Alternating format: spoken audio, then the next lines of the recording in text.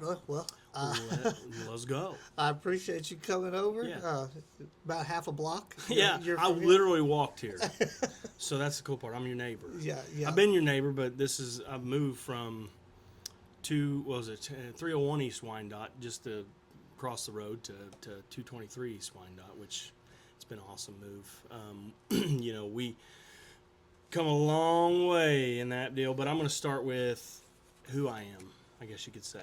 Yeah, let's hear it, man. Who am I? Well, where were you raised? Yeah, so where were you born? I was actually born in a little town called Hardy, Arkansas, and that's about 6 hours from here. And so growing up, I was, it was outdoor stuff, simple, little bitty town. And, about age of 17, Dad, he had just went through divorce, and I was dating a girl that was in Arkansas, and her dad was Ron Henry.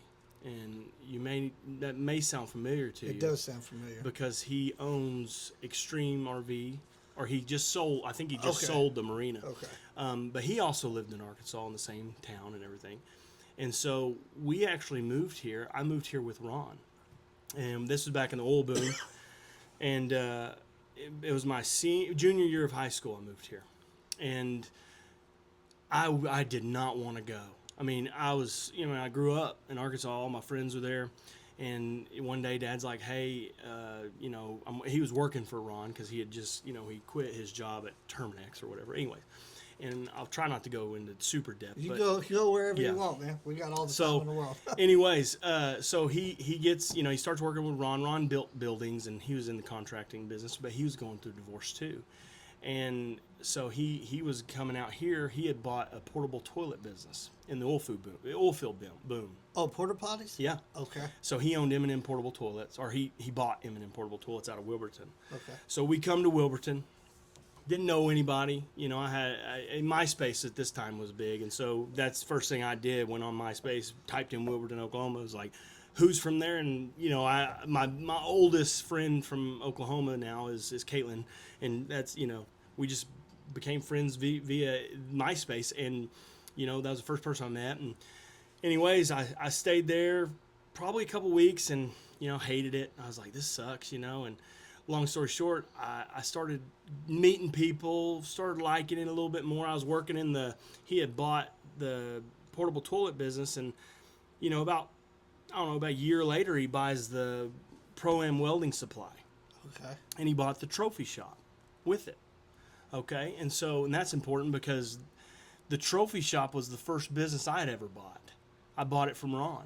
The trophy shop. Yep. It was in Wilburton. Okay. Old man John Collum owned it. He was an awesome man.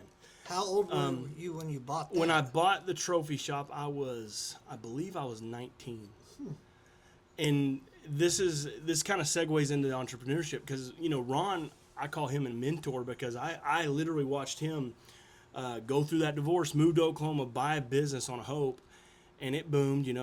They say shit does pay, and that was a real thing at that time. That is a thing that has to happen. Oh yeah, everywhere. And it was crazy. You seen the difference between, and the reason why I knew this oil field base because you did portable toilet, and I ran as weird enough. I was 18 years old, 17 years old here in Oklahoma, and I'm helping him do like his books and billing oil field companies and stuff, and I'm seeing all these numbers, and I'm like, holy crap, and I'm just, my mind's churning, and right. And so about a year into it, my dad, he had a girlfriend back in Arkansas, and he'd go a couple weekends a month, and he'd go back to Arkansas, and I'd stay in Oklahoma.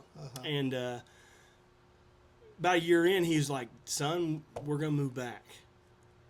Were you still in high school at this point? Yeah, I'm still in high school. So you're keeping the books for Ron? I'm helping him with his books, billing customers.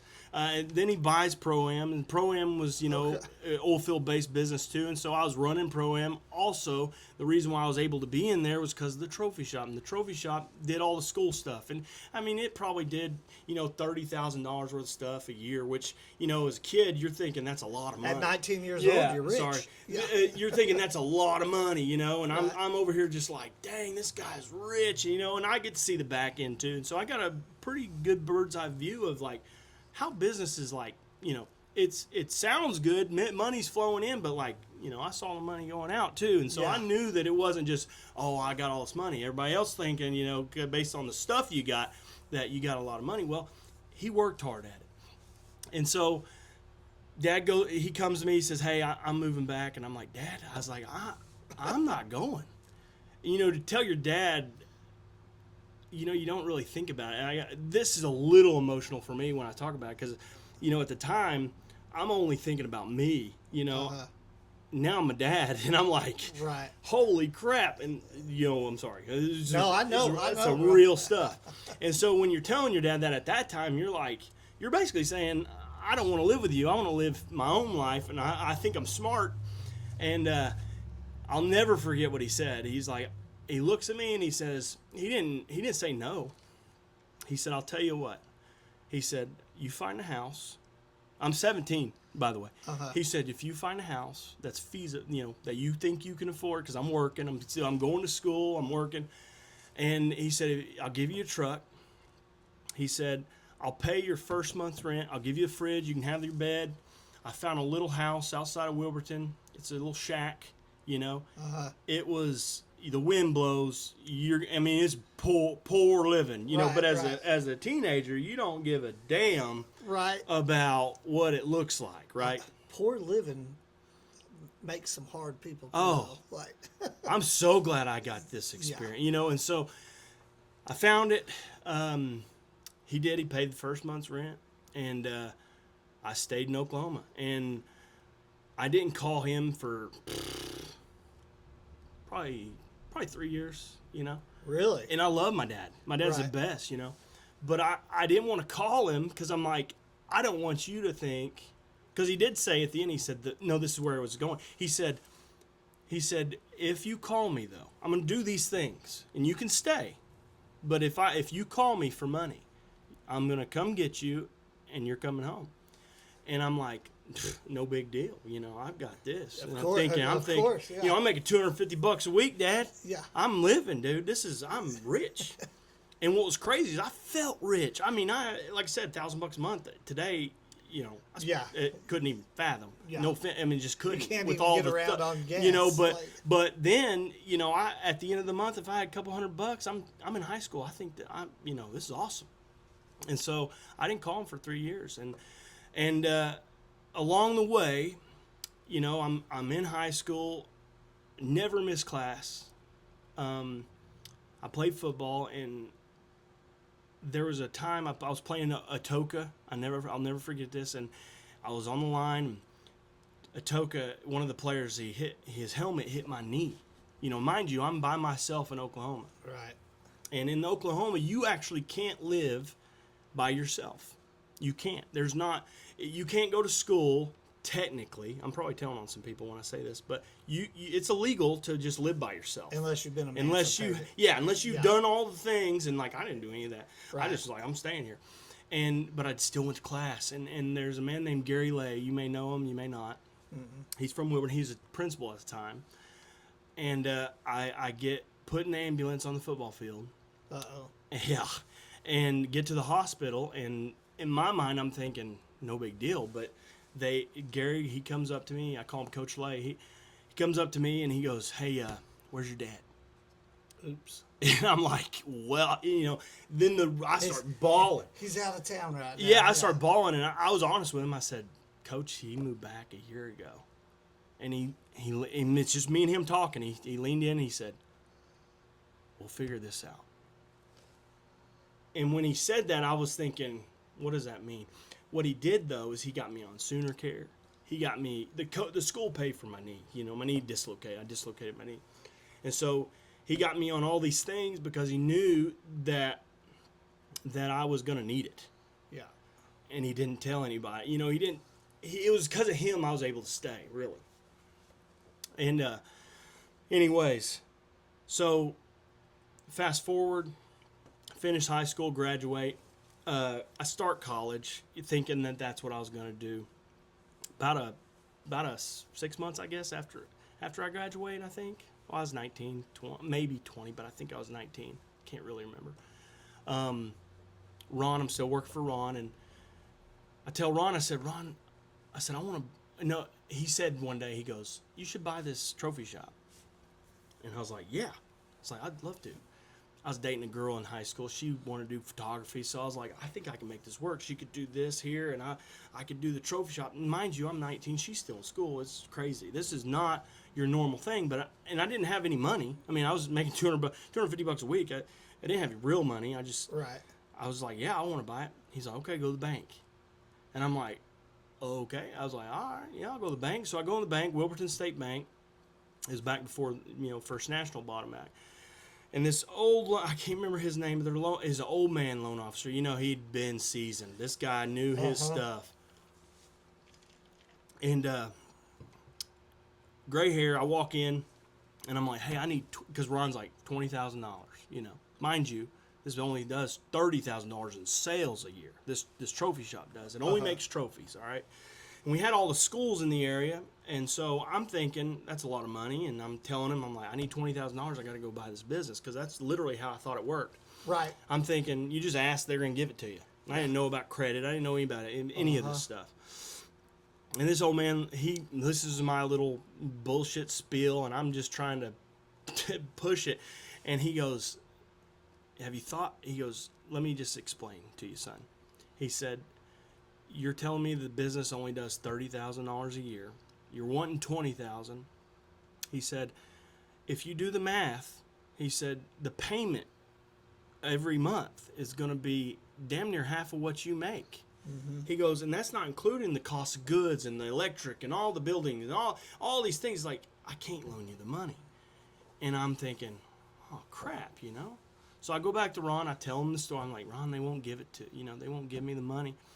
And Ron looks at me and he says, go back in there and tell them what you're going to do.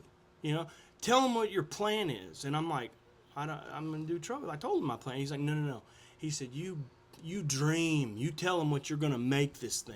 You say it's going to do this. He goes, you think about what you can do. And so I started thinking, I was like, what goes with trophies? And John Collum, this is the craziest thing. I go back in the next day to the bank. Same banker, okay? And he knows where I'm coming for. I just got told no the day before, and Ron tells me to go back in. So this time I have a business plan. Man, I'm like, I slide him the business plan. I'm like, I'm gonna turn this into something. I was like, I'm gonna do T-shirts. I tell him all these things.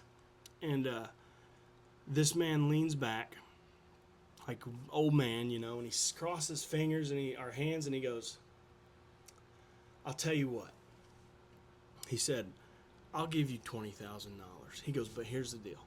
He said, whoever's selling you this business has to agree for a year you're going to have a payment of $500 a month. That's what I'll make your payment. He said, in a year, if you've made that payment on time, it's going to go into a CD is what's going to happen. He said, we're going to put it in a CD. He said, the person that you're buying it from has to agree to this, though. This is the only stipulation. He said, we'll put it in a CD. You'll pay that payment every month. He said, you cannot be late on that payment. And I said, okay. He said, and after a year, we'll release that CD to Ron, and you can then just keep going. And I'm thinking, okay. Well, I go back to Ron. I have to convince Ron, of course. And I talked to Ron. I said, Ron,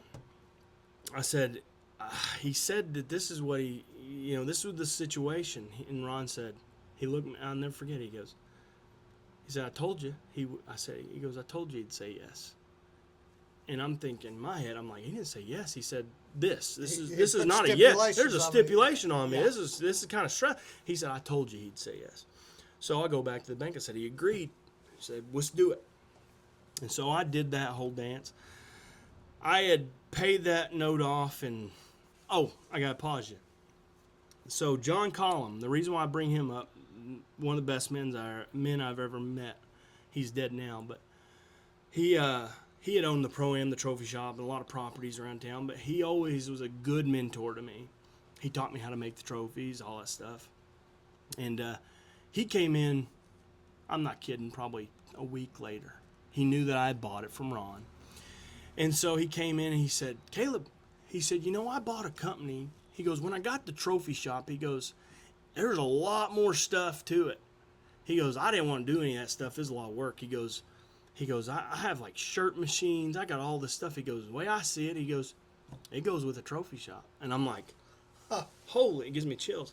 I was like, oh my gosh. He goes, I don't know if it'll work though. Because, you got to think, it's a conveyor dryer. There's a lot of stuff. It's old. I mean, this is like 20-year-old stuff. But you're desperate. So you're thinking, oh, this might be my ticket. So I go look at it. It's underneath a semi-trailer out in the exposed elements. I'm talking been there for 10, 20, 15 years maybe. Rusty, all this crazy stuff. I have the original press at my shop. Just so I bought it's full circle moments. But anyways. Looked beautiful to you when you seen it. Oh man, I'm thinking that's the prettiest Rusty. I got to figure this stuff out, but I said this is perfect, because now I don't got to buy it, And so I go into making T-shirts, and my first shirt was awful. I don't know how to design. I don't have any experience in anything that I do, right? And so I go in there, and I'm thinking I've made it, And long story short, I go in and I had that note paid off, that CD that I was supposed to not pay off, but just pay a payment on for a year, turning T-shirts. I was able to pay that note off in like 6 months. So now it's released to Ron. You're good, Ron. About a year in, now mind you, I got the trophy shop. Everything's kind of going good. Everything's working. I get into it, kids, we're stupid. You have a breakup, right? You go through a little breakup. Girl, and that's the worst thing in the world. Oh man, you think you're in love? You think, man, this is the there ain't never gonna be one. I'm like leaving this place, Yeah. And I'm never gonna recover. So, and Facebook has just come out at this point, So you're really trying to make, you're in love, and so we break up, whatever, and I go through this little emotional roller coaster going crazy, and I just come up with a bright idea. I'm going to put this thing up for sale. I'm debt free. I got nothing to lose. I'm moving. I'm going back to Arkansas. And I put it up for sale. I sold this business in 3 days. I sold it for a lot more than I sold to a company down here. So I was like, sweet, I sold it. So I'm a kid, man. I'm like 21 years old at this point. And I'm rich. I mean, I am rich. I think I got when you got $100,000 in your pocket, no bills, you think you are rich. Are you still living in at this the point? fall down house? So no, I'll tell you that little thing was that was my first business deal. I'll tell you that. And the first business deal, I say this, and I hope they watch this. John, I'm going to call him John. I ain't going to say the last name.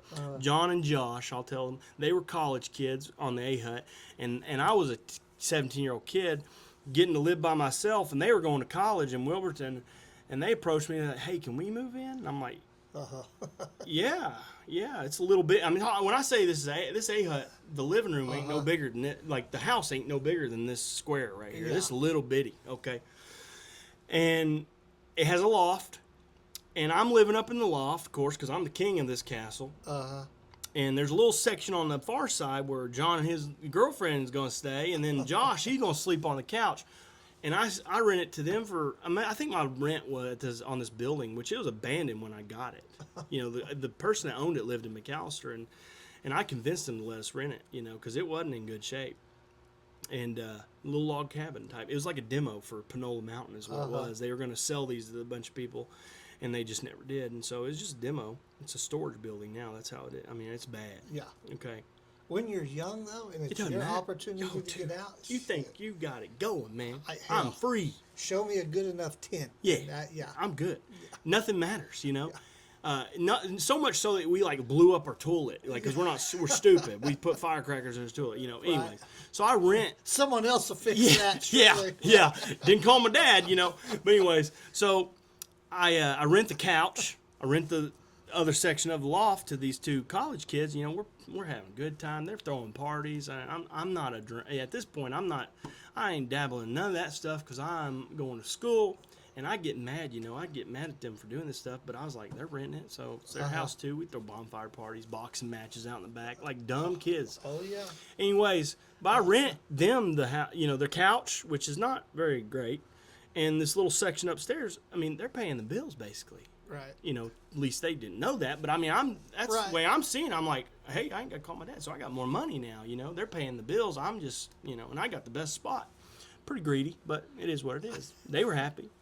And so that happened. I stayed there for probably, I'd say, I only lasted there about maybe a year, 7 months to a year. And Donna McGee, if you know Donna McGee, they're the McGee family out of Wilburton, prominent family. I was real good friends with Andrew. We played football together and stuff. And I'd been going out to their house. She cooked steak dinners and best spaghetti you'd ever have, you know, a little Italian. And I loved her. And one day she, you know, and they lived in like what I would consider, and it is a big old house, and it's the nicest house I've ever seen at this time. And they got a pool. I mean, it's luxury living compared to what I'm living in, this A-hut. Oh, yeah. And Donna one day, she says, Caleb, why don't you just live with us? And I'm like, oh, yeah, okay. Because, I mean, it's nice. It's free because she's offering it to me. So, along the way, opportunities, for some weird reason, just kept happening. And I always say, it's like, you know, we're going to get into the homeless topic. I've been homeless. When I say I've been homeless, multiple times I've been homeless. But you can't stay there. You know, I wasn't on drugs, of course, but, you know, these homeless now, I think they're on drugs, a lot of them, and so there's a lot of variables. But, I mean, I didn't have that factor, but, I mean, I was homeless.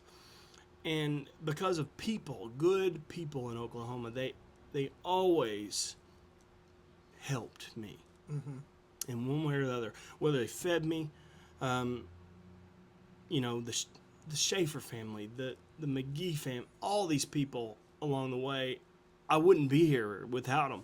And so, anyways, stay there for a while. And then, you know, of course, you start feeling a little guilty. I mean, just naturally, you will. You feel guilty when you feel like you've kind of outstayed your welcome. And it wasn't that they were making me feel that way. I knew that I had to figure something else out. So Ron had a house he had bought, and it was his game room, literally. And so he offered it to me to live there. And so I lived there until I moved to McAllister. And so where I was going with this, where was I going? I was going... You were a youngster with 100 G's in your pocket. Yeah. That's where you... So how long was I... So I was in Ron's house at this point when I sold the business. So I was freely on my own. And when I moved to McAllister, I was rich, okay? And it wasn't rich, but I mean, you think... I spent all that money in probably 7 months. It doesn't take long at that age. Okay? Yeah. Just put it in all perspective. We went to Stillwater one time. I got a lot of money, okay? I'm 21. We go to this place called Cowboys or something in Stillwater. It's got like 3 levels, okay? This is the kind of stupid crap I do. They know how to cowboy bar it up there. Oh. Yeah. So when at this point, I'm able to drink and I'm able to have fun. And so I got all this money and everybody, you know, I don't think my friends were hanging out with me because of money, but I can tell you that they had a lot more fun because of it. And I'm young, of course. And so we go to this bar and I was stupid. I told this, and Giovanni's sitting by me. I said, I'm going to buy the next round, you know. For the whole bar? Yeah. Oh, God. And I didn't really put that in perspective. You didn't calculate I didn't really think about that, you know. I wasn't, you know, whatever the next drink was is going to go on my tab. And I'm drunk, you know, stupid. And that next drink is going to be a very expensive drink. And by the end of the night, you know, you're still having fun. You're not thinking about what you'd done. And I get my bill, and it's like $3,800. And I'm like, oh, shit. And I'm griping to the lady. I'm like, hey. I was like, why my bill? And she's like, no, you buy. And I'm like, oh, crap, so I'd pay it. Yeah. I did crap like that all the time. Hey, I saw some adults. It was not me, but it was some guys I was with when we were in Florida about 3 years ago. They bought the bar around. Yeah. This unhoused dude comes up. He's always around the local there. But anyways, dude shows up and he got him around. He got a double vodka and vodka. He goes, "Thank you." Yes, it was Whatever the most expensive drink is, Yeah, just put that on my and, on his tab. and that was not whale vodka. I mean, like, Give me a top shelf, baby. It was so funny. So I'm gonna go to my tent later, but give me that top shelf, yeah, baby. the bartender was like, "Oh, he's gonna be doing good here." Mm-hmm. And so, did tons of that stupid crap. And so, in the midst of all this, obviously, you start seeing your money roll. And I bought a truck, but it's just stupid. And you start seeing your money dwindle away. You start really thinking, like, I got to go back to work because this ain't going to last much longer. As I started running out of money, I started thinking, I got to really get a job. And in the midst of all this, before I met a girl, my ex-wife. We ended up getting married, have a kid. My oldest, best thing ever happened to me, Wrigley, and we were kids, you know, dumb. I was probably 22, and we just didn't. I was a piece of crap. I was a bad husband. I really was. I mean, you have to go. You got to go a little bit along the way to figure out that, you know, it ain't always what you want it to be in terms of the story. And so you almost lie to yourself a reasoning why things happen the way they do. Mm-hmm. But then when you're really honest with yourself and you tell the real story about how it happens, you know, I was cheating on her. I was doing stupid crap. I just a piece of crap, you know.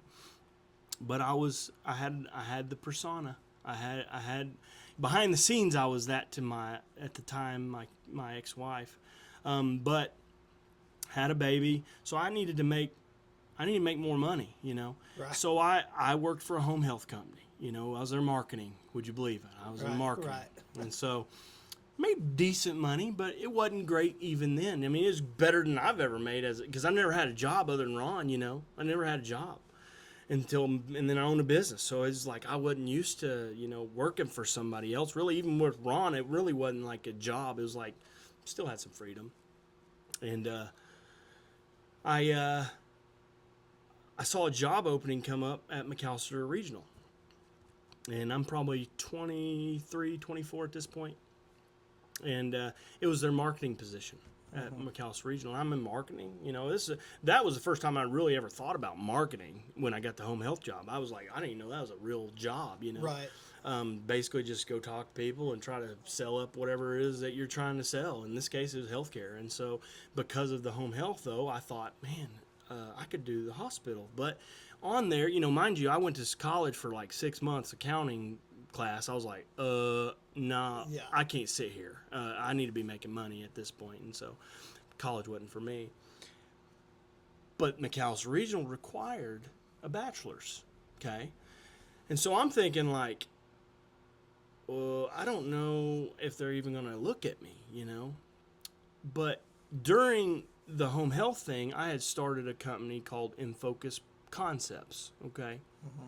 And what that was, in McAllister, there wasn't a lot of things that you have now, and you've probably seen types of business like this, but at this time, there wasn't what I had brought to McAllister. It was TVs in businesses, and I would run ads, because I had been in the trophy shop and T-shirt business that I knew how to design. You know, I taught myself how to design stuff, you know. YouTube University is what I call it. You know, you want to learn something, go on there and you'll figure it out, okay? And if you're desperate, you really will figure it out. Right. And so I had all these clients on my screens, you know? And so I had, like, Dr. Hilton Foot Clinic. You know, I had all these different contacts. And so because of the business, then I had the home health. And so it was just kind of like I made connections along the way. And so I'd sell, like First Realty. I'd go to them. I'd say, hey, if you want to be on my screens and you want to be exclusive, you got to pay a premium, but you pay it all up front in a year. And I was just spitballing. I didn't really know what I was selling, but I was like, that's good advertising. You know, it's in coffee shops and it's in restaurants and it's in all these places that have a lot of traffic, and so it's better than a billboard, you know. And they bought into it. And everybody did. I was charging I think at the time I was charging like $500 a month. Okay, and that's a lot of money when you got like 10, 20 customers and you're younger. And so I had that going, and then the opportunity come to the hospital, and so I went ahead and applied. I just shot a resume over there, which complete BS. I mean, I didn't really have any experience other than the business side of me. I knew how to design and home health. And so those two things, all three of those things kind of connected to the job opening that was McAllister Regional. So I walk in, Helen Wheeler. I'll never forget her. Helen Wheeler, she, best, I love her. She was the head of, she was the director of business development or something. And she was interviewing me. And she put me through the ringer. She was like, this requires a bachelor's to get this position. And I was like, I understand. And then I just sold her. I sold her hard on me. I was showing her different pamphlet. Like, look at this ad that I designed for Dr. Hilton. Look at this. I was connecting the dots with healthcare. Right. And a couple days passed by after the interview, and I'm thinking, of course I got the job over here. So it wasn't, it was just like a shot in the dark, really, because it was a good money job. Right. I get a call, and they're like, we'd like to offer you the position. I'm like, okay, thank you. Sounds great. Try and act all bad, But and underneath all that, I was like, holy crap, this is the opportunity of a lifetime. I'm thinking crazy. I got a brand new kid. I got new wife, all these things. And so, she gave me the chance, and I didn't deserve the chance, but I was going to prove that I was going to do it. And I rocked on there for a long time, about a year and a half, and the only thing that held me up always throughout all of it, I mean, it was the best money I ever made. I mean, I was living the good life. And to the public, everybody, looking, I would think that you could look at what I was making you believe, that, man, he's got it going on. And I was good at that. I mean, because when you're a desperate kid, you come from nothing. Yeah, the hustle. Then you know a difference, and you learn to hustle. You dang right. Yeah. And no is not an answer. And honestly, Ron taught me that. Yeah. Back to the bank. I'll ask you another way and see if you say something different. It's like, yeah. Yeah, you said no today. What are you going to say tomorrow? Yeah. You might change your mind. And I believe that 100%. It's just be consistent and treat people right. And so no matter how bad I was, when I say bad, I mean, I'm talking like just ethically. I was not ethically good husband at this time. And so rocking on, we was trying to make it work. Writing was on the wall. But in the meantime, of course, I needed to perceive value here. Everybody was looking at me, and the opportunity for mayor come up in Hartshorn. And at this time, I'm young, okay? And this guy had been in mayor position for probably 20 years, And if you know anything about Hartshorn, I love Hartshorn, okay?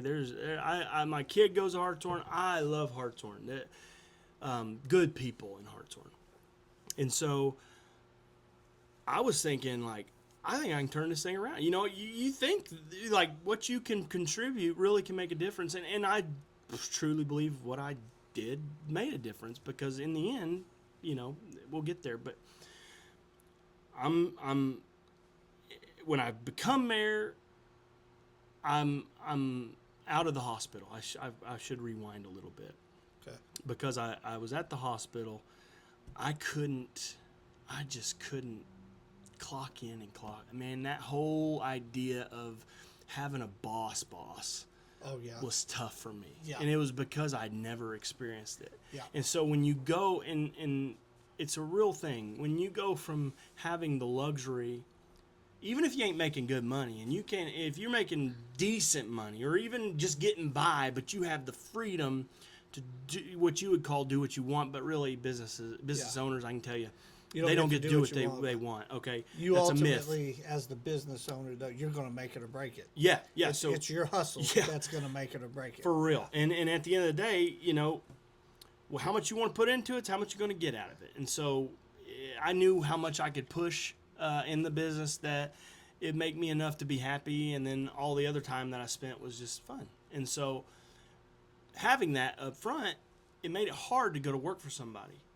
And an organization like the hospital, where there's a lot of moving parts, I loved it. It was if I could say as a job, because that's one of the only other jobs that I've ever had. And so, in terms of job, best job ever. Made good money. They paid me really well, and good people that work at the hospital that work there. I love all the people that work there. There are some good people that work There, for sure. yeah. The people that I interacted with, they were great people. I still have very close friends today because of it. I worked there for 10 years. Wow. And that is What years? Oh God. Was it? Because I was there at 2016. I was there from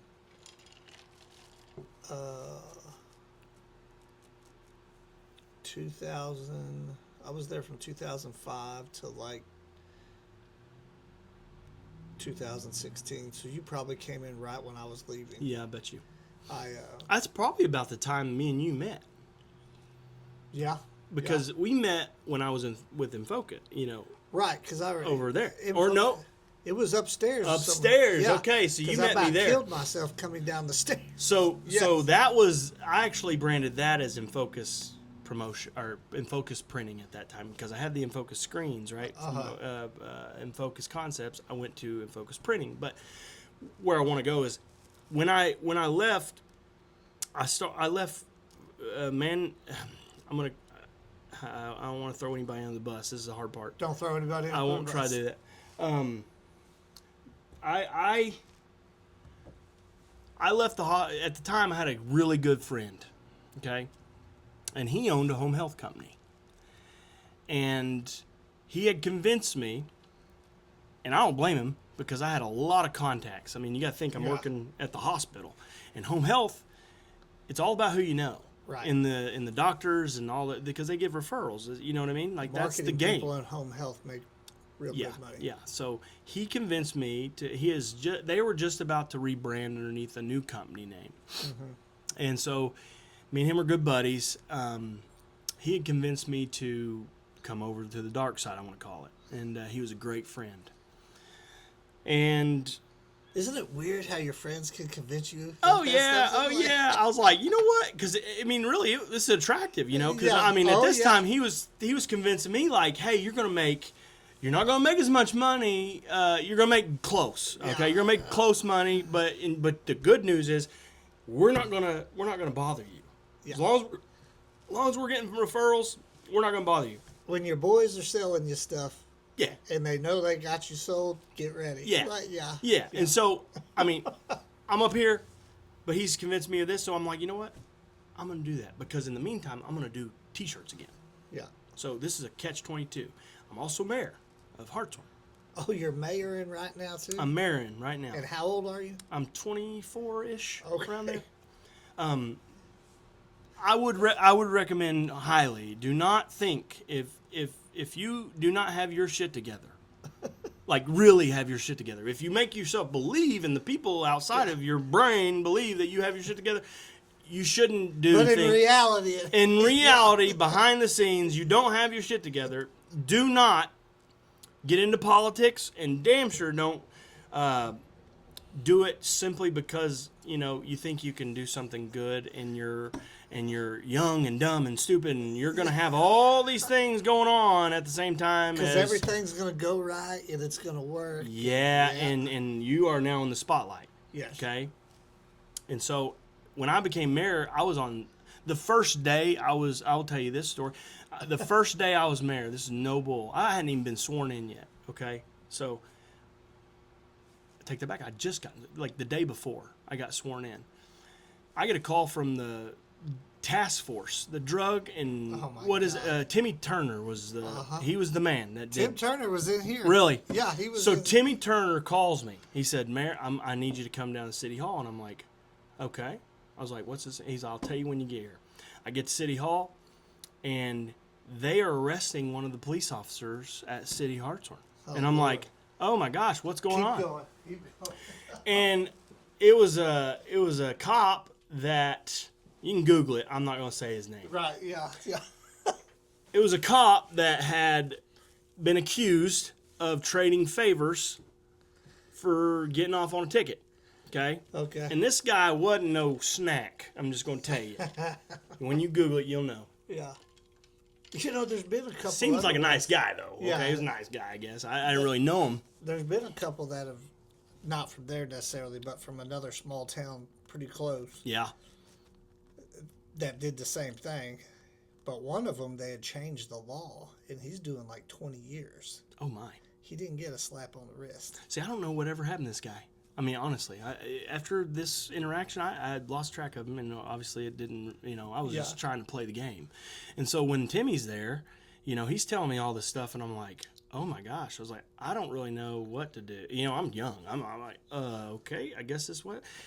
Well, I'm mayor, and so guess who gets to talk on the news? Oh, Lord. Okay. Oh, Lord. And so I'm the second day I'm mayor, I'm on the news, on like Tulsa news, okay? And they're like, "What do you think about it?" And I'm like, and I didn't know what to say. I was just like, "We don't do that around," Like Ricky Bobby.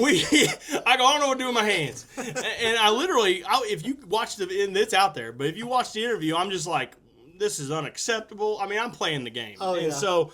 I kind of get in trouble about that because I'm like, I don't know that you can't just say, like, I'm just blowing the gas. I'm like, he's a piece of crap because, he's doing this. What you probably should have said is like, we are not commenting on this. Yeah, I commented on this, okay? Right. It was not good. Oops. Council hated me, okay, because they knew I was about to turn tables, okay? Because I'm smart. I mean, in terms of, I know numbers. I've been in business. I know bullshit, and I know damn well if something's fishy, all right? Uh-huh. And I'm smart enough to know that I'm not going to tell you that I know. I'm going to figure it out. And so, as a mayor... I'm going to let you help me figure it out without you knowing you're helping me figure and so, it out. Yeah. My big goal was, how is Hartshorn broke, Because at this time, we're broke. I mean, in the red every month. The city clerk and the city treasurer, they've been there years too, and they're cashing CDs to pay bills, and thank God we have the CDs to cover it, but we're not making any money, and we got sales tax, we got revenue from the water. I don't understand. How are we broke? So I was trying to trace down where's the money going and where's it coming from, and I was trying to, like business, I was treating the city like business, and that's all I was focusing on. I mean, I totally neglected everything else. Now, I went from McAllister Regional to this home health company, best friend, and then I become, I'm mayor, and I'm trying to solve the hartshorn problem because I believe that I could, and I did. I had a feeling about some stuff, and so I started on a, rabbit trail, and I'm like, what do we own? What does the city own? And so she give me a list, and I find this property that's, and by the way, I'm going to tell you all a little secret. I actually wasn't this is how crazy. I shouldn't even been mayor. Okay. I figured this out after the fact because I walked into to sign up to be mayor. I was like, how do I do this there? Well, you got to be living in McAllister or Hartshorn. You got to, for X amount of time, you got to be registered to vote there, all stuff, and then you can be mayor. I was like, okay, what if you're not registered to vote in McAllister or in Hartshorn? Because I was living in McAllister, and before, that's where my registration to vote was. Right. They're like, well, technically you can't run for mayor if you're registered to vote in McAllister, because that's where your address is technically still, and you don't have enough time till the election to have that window. I was like, can I still run? She's like, you can put your name in the hat, like you can sign up, but if someone contests it, then you can't be mayor. And I'm like, okay, so it's like a 50-50 chance. That's literally how I'm... might say yeah, I was like, but if they don't know, right, then they'll never contest it. Well, they didn't never contest it, so I was able to be mayor. I won, So now this is the second time. You're supposed to have a bachelor's. Yes. You didn't lie about it. No. You Pretty didn't honest. have a bachelor's. I didn't lie to them. And got hired. Mm-hmm. Now to be mayor... You got to be registered to vote. I wasn't even registered to vote in Hartshorn. Oh, and they were like, whatever. Pittsburgh County, it's a real thing. So basically, anybody, like if I don't live in McAllister, but if I wanted to run for mayor in McAllister, and people truly believed that I lived here, they didn't know, so they didn't think anything of it, and they just let me go.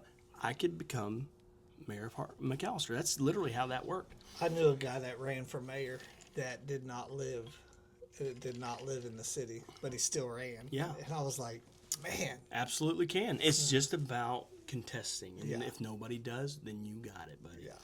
And I don't know after the fact if they used to know about it after and then they contest it, maybe but nobody put two and two together because I was living in Hartshorn. And so, anyways, I was there, and so I go and I start flipping tables, and I'm like, "Where's the money?" And so I go to this water plant, and I'm like, "Hey, what's their lease? You know, it's a 20,000 square foot building." I was like, "We should be getting a lease, right?" And they're like, "They haven't never paid a lease, and they've been there for a long time, mind you." And he had owned it. This owner, the current owner at that time, he had owned it for like 5-10 years, something like that.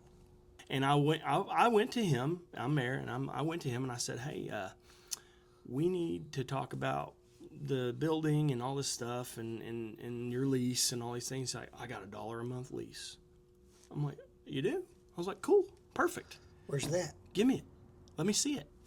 I was like, and he's being to me, so I'm actually I'm being a little bit catty to him. Kind of reflective. Yeah. So I said, okay. I was like, "You got $1 a month lease? Cool. And I'm great. It's got to be framed on your office wall. If I had $1 a month lease on a building like this, I'd probably have it framed, right?" He goes, "I got to find it." And he didn't have no $1 a month lease. He was pipe dreaming.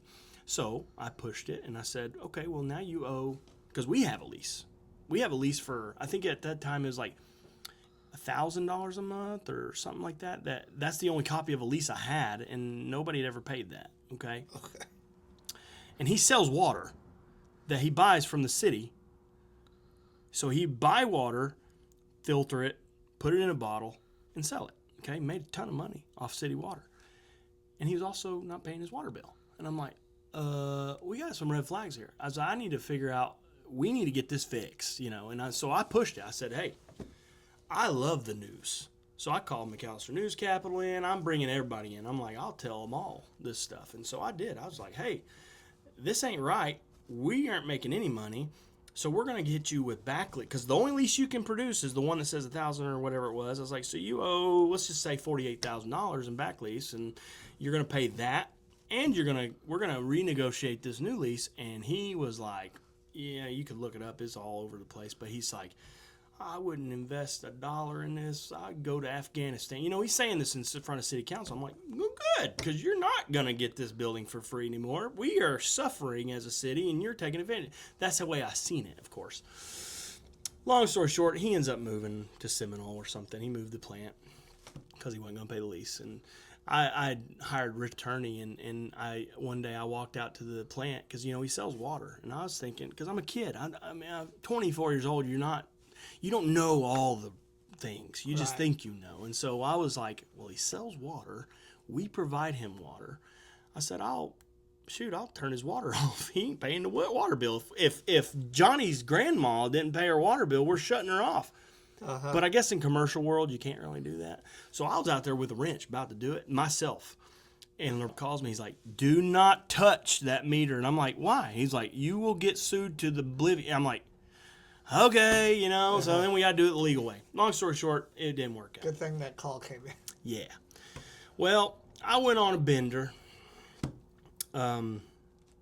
My at the time wife, my best friend and my wife, unbeknownst to me, which, mind you, I was a piece of crap, mind you. I had cheated on my wife. I was not a good husband. I understand now why.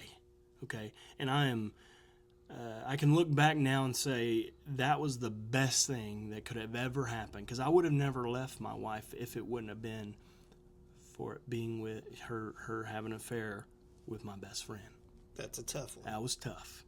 And at the time, you want to kill him, and we're not friends anymore, right? That's what you're thinking. And you're thinking, you piece of shit, and like all these things coming out in emotions. And so I'm getting divorced. And the way she finds it is my mistress from Arkansas at this time. Damn, you couldn't stay away from Arkansas, could I you? couldn't, man. And she wasn't even from there. She was from here. She was going to school up there. Bad deal. Anyways, I thought, I'm going to change my ways. I said, I'm going to change my ways, so I block her. I just went to Arkansas, and then I was going to Colorado, because I'm there. I went to Arkansas, and my intent was I'm going to cut this off, and I'm going to go get my head right in Colorado. Okay. And I did go to college. People don't believe. Still, to this day, I have people that my ex-wife still does not believe that I went to Colorado. I remember you. Yeah. I remember. You remember this scenario because everybody remembers this because she. I'd actually completely forgot. But yeah. Hey, mind you, Facebook is popping off right now in this time frame. All right. Yeah. So I'm thinking I'm solving my problem by getting rid of that deal. I'm going to be a good husband now. That's what I'm thinking. Go to Colorado. I really went to Colorado. Take a picture of Pikes Peak. Well, when you're up on Pikes Peak, I guess 1 million people stand in the same damn place that I stood and took a picture, okay? So if you Kinda Google... like Robber's Cave. If you Google Pikes Peak, my picture looks the same as 100 other pictures, so... You didn't get a selfie? No. Oh, man, that's it. You had to get the selfie, bro. I should have. Now you could just Photoshop I should have, man. Because I really did go to... I swear on everything. If there's a Bible here, I'd swear on it. I went to Colorado, but I got a great big one back there. Okay, and so I go to Colorado. I'm mayor. Come back through the city. Oh, hell, you're still mayor right now? I'm still mayor. I come back through the city. Oh, my God. And I stop. I ain't going to tell you what I did in the city. But I went out on town with a bunch of buddies from McAllister. Anyways, I'm standing in a place called Dollhouse. Now, mind you, I'm the mayor. Okay, I shouldn't be out doing what I'm doing at this point. Dollhouse, where was it? Was that a club. This is like a boudoir club in Oklahoma City. In Oklahoma City. Hey, listen, it ain't Jackie's Alibi. Yeah, shoot, that's a different world. Beaver's Den back then. Beaver's Den. Shoot. Yeah. Man, I'm talking stayed up all like 2 days, okay? Driving and then partying and all this stuff. Get back home, and it had rained this particular week or weekend. I mean, I'm talking like a monsoon rain. So bad that it washed out roads in Hartshorn. So FEMA was coming into Hartshorn. Oh, my God. And I'm the mayor. And I am passed smooth out on my bed or my house or whatever. And I wake up. Thank God I woke up to my phone. Literally, I probably had 100 missed texts, calls, all this crazy, and I start reading them. I'm like, and I had an email in there from an old girl in Arkansas. She said, if your wife doesn't stop texting me, I'm going to send her everything I got. She had saved a book of stuff I had sent. Now, mind you, and it was not good stuff. But she had deleted everything she said, and I look like a freak, okay? Yeah, I'm just telling you, I look like a creeper. It wasn't biblical. No. It was a bad deal, okay? I ain't going to say what it was, but anyways. Girl, I'm going to paint your toenails. It was, something like that. Yeah. Anyways, 50 Shades of Grey paint. Anyways, so... anyways, we go down this. My wife's going to kill me. Anyways, she knows all about it, though. I tell her she gets a kick, but oh Lord, we end up. My wife got all those screenshots. My ex-wife got all those screenshots, and she had uploaded them to Facebook. Oh God. And I am mayor of Hartshorn. Oh no. And I am sitting. At this time, I wake up, and not only was I getting texts about all this crazy shit, but I'm getting phone calls from the city telling me, the reason why I came back was because FEMA was coming, and they're telling me, like, you are late to the FEMA meeting. Oh, my God. You got it, and I only live about, 5 minutes from the city hall, so I'm like, okay, I'll be there in 5 minutes. So I get there, and I'm freaking out because I'm trying to fix this. Trying to deal with this, but I'm also dealing with a huge deal with the city, and I'm like, oh my gosh. So I'm in the truck of the city driving and texting, and FEMA's in the truck, and I'm like, hold on. I was like, and I'll never, FEMA, like the director of our district, whatever, he looks at me and he says, I would really appreciate it if you stopped texting and driving. And I'm like, I'm going to take you back to City Hall. I was like, John's going to show you around the city and tell you all this stuff. I walk into City Hall, and I was like, what do you got to do to resign? And they said, and they're loving this because they knew, because I'm starting to turn tables, right? I'm getting things started. I mean, I'm proving that we got some deep shit going on in Hartshorn, okay? Deep, like $1 million deep, okay? But it don't make a damn to me because I'm about to go through a crisis and I'm trying to save. It's already on Facebook. Oh, it's going crazy. Thank God. Thank God I had a bunch of friends because my friends were like, report on Facebook. You know, they're reporting it enough that they finally took it down. And I was like, thank God. But the damage was done. People screenshot. I still get screenshot anyways. Oh, my so God. I walk in. I fill out this resignation that was just. I effective immediately resign as mayor of Hartshorn. I'd been there for 6 months. I mean, I was probably the shortest term mayor ever to be, in Hartshorn. But it was in good cut. And so I of course I'm going through a divorce now, and go and move to McAllister. And I'm in business. I still got my business. I just focus on that. And we start finding out about the deep problems with Hartshorn. So we're going to get them audited, okay? And I decide I got to be the first signature on the petition to get the city audited publicly, because you have to go to like a third of the population that vote in Hartshorn has to sign a petition to get a state audit, okay? And we got that done. I wasn't mayor, but we got that done. And I was living in McAllister at this time. At this point, I'm in focus on Main Street now. I have that. I had partners, all this good stuff. Bad deal, but I had partners. We were rocking and rolling. We were making some big things happening. And business is good. I mean, I'm living good. I got some problems, but I've kind of got over that. The things happening with my personal life kind of has subsided. I'm starting to forgive a little bit, and I'm starting to try to get back into the dating scene. And so that's starting to go. My life's getting a little better. I sell off a piece of my company to get. That's all I had. I left. I'm homeless at this point, by the way. Again, I'm homeless. Yeah, I got you. Because I give my ex-wife, I say, you know what? You can have everything. Only thing I want is my business. I'll figure it out. And so that's what I did. And so then I get some partners, got a little money in my pocket, and I'm living, okay? Life is good. And then I see about 6 SUVs, like black SUVs, roll up to my office. And I'm sitting in my office doing my dance, whatever, probably designing a damn t-shirt, and suit and ties start walking in, and they don't talk to nobody. 5 of them don't talk to nobody, come straight to my office, shut my door, and sit down. And I'm like, how can I help you? In my mind, I'm thinking IRS.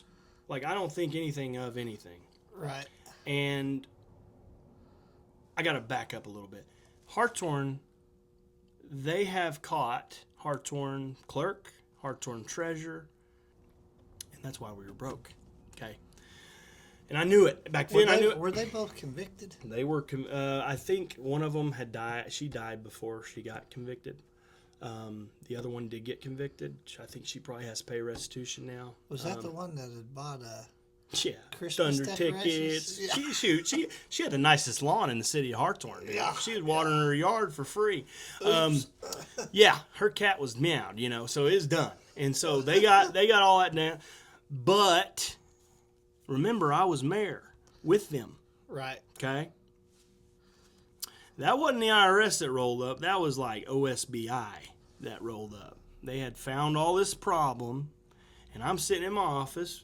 I'm living good life, They roll up, and I'm like, how can I help you? They tell me what they're here for. They're interviewing me now about the embezzlement case that's going on in Hartshorn. And I'm like, oh my gosh. Dude, I don't know. I don't care who you are. I do not care. I don't care if you're telling someone the truth in that situation. I was this. Mm-hmm. Because I'm like, why are you interviewing me? Because in my mind, I'm thinking, I helped you get to this point. What do you do? But because I had resigned like that, the look of it was bad. I mean, it looked like I had my hand in the kitty.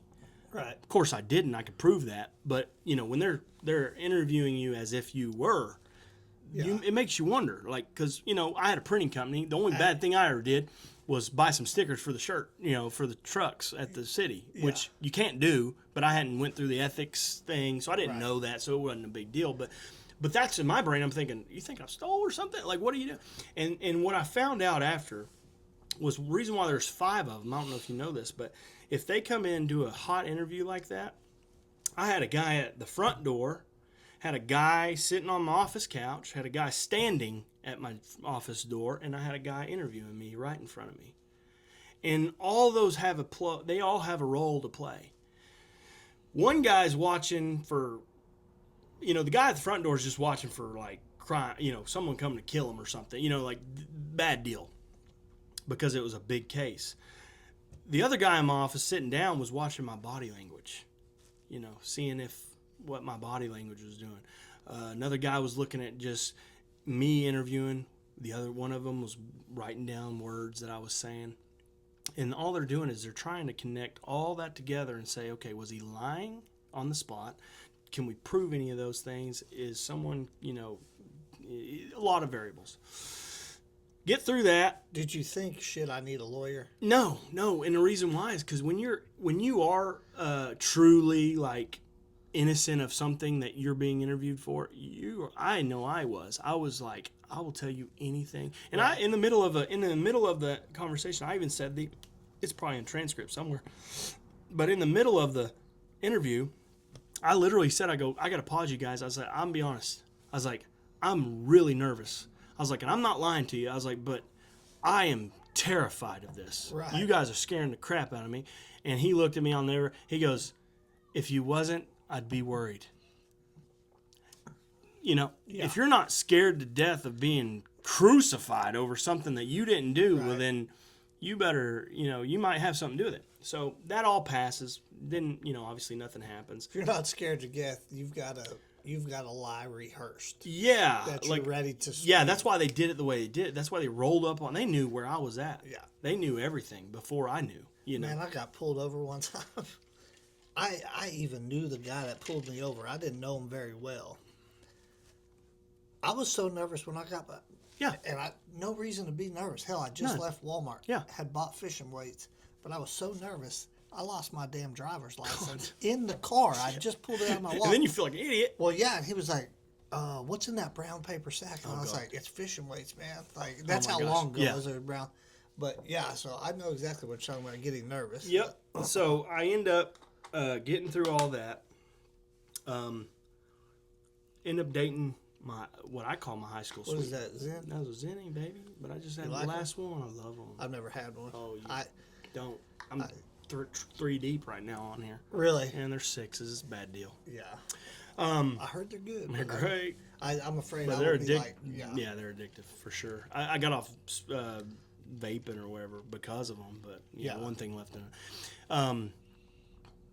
So I ended up dating my high school sweetheart. I dated her in high school. I thought you were about to say you ended up dating one of the officers. Oh, God. Okay, go ahead. I'm probably smart, And no, but I ended up dating my what I call my high school sweetheart because we dated when she was in high school. I was out of school and we broke up on little stupid terms, but we kind of reconnected and it just worked. And now she's my wife now, and best thing happening. And that's why I say, like, that whole deal with my personal situation back then. It's like you can see that as a bad deal and that's the worst thing that could happen, a piece of crap, whatever. And I thought all of those things, but I also, me and him obviously had to connect because now they're together and he's going to be my daughter's stepdad. So, in my mind, I'm thinking, I know you and I couldn't ask for a better stepdad.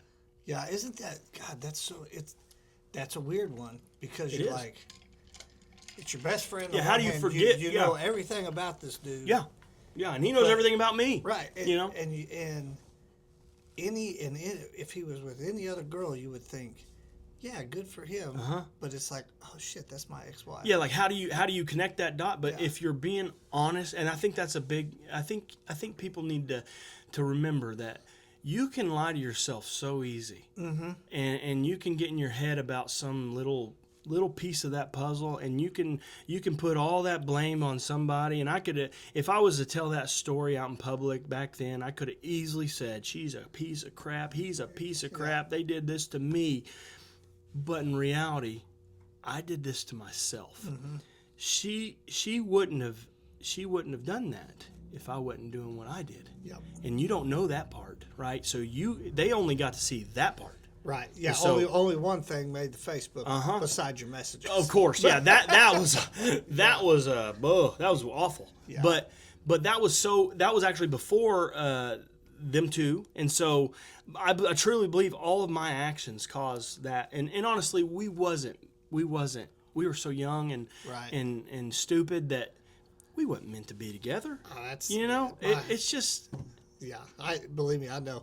I think sometimes it just takes one marriage under your belt to get all. As bad as it sounds, it's like, when you got something good, when you've actually been in a bad relationship and you're both at fault, and you can be honest and know that you're both at fault. And the hard part when you start thinking about your kids and all this stuff, it's like the split home thing, and really it's like you can fight and you can do all those, and we've done it. Me and her have done it, and today we're on the best terms. Me and him. If I called him today, he'd be there. If he called me, I'd be there. And it's like that whole deal.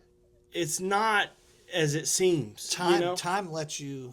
I won't say time heals all wounds, because it doesn't. Right. But time will let you reflect on.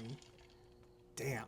Like you can actually acknowledge, hey, because I look back at my first marriage and I'm like, man, I was kind of a dick. Like, you know what I mean?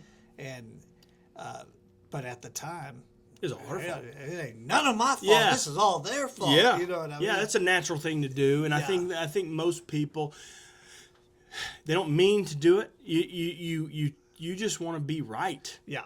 And when you're wrong, and you're wrong, I don't care what you say. When you're laying in bed at night and you are wrong, you have to come to grips with it. I think that's with age, though. I agree. When I was younger, 24-year-old me is not saying that. Yeah, okay? I could lay in bed all night and be like, yep, I'm so knowing I'm wrong. Yep, I'm definitely the one that is in the right in this I situation. shouldn't have done that.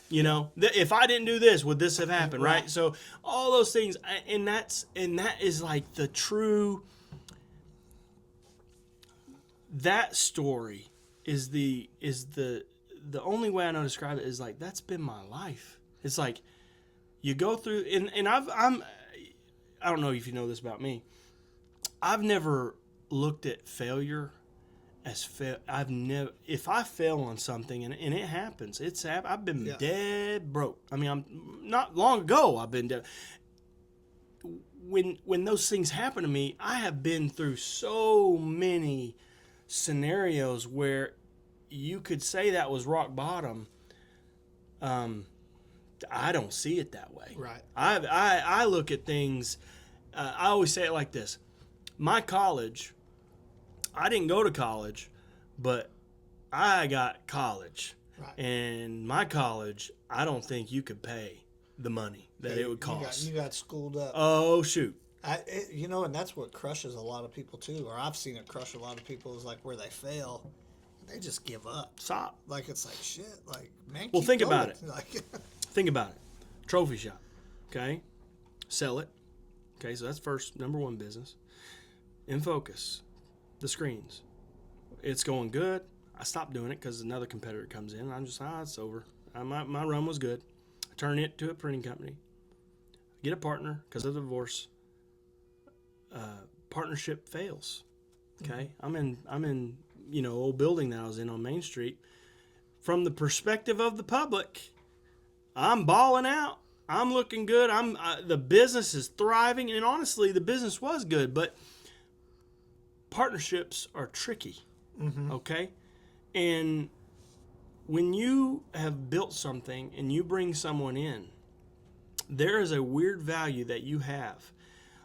Because if you are the person that they have bought into and you don't have the money that they've bought into you with, as in your value is not dollars, but your value is your skill, your ability, all these things that you've created. All for the your lessons you've learned. course. Yep.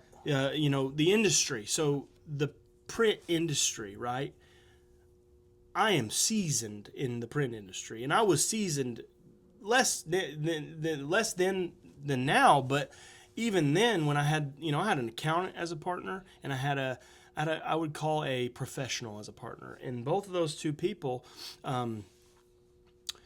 when you have a partnership like I had with InFocus, one day it could change, and as I'm rocking and rolling, I got more money than I ever had. Business is good.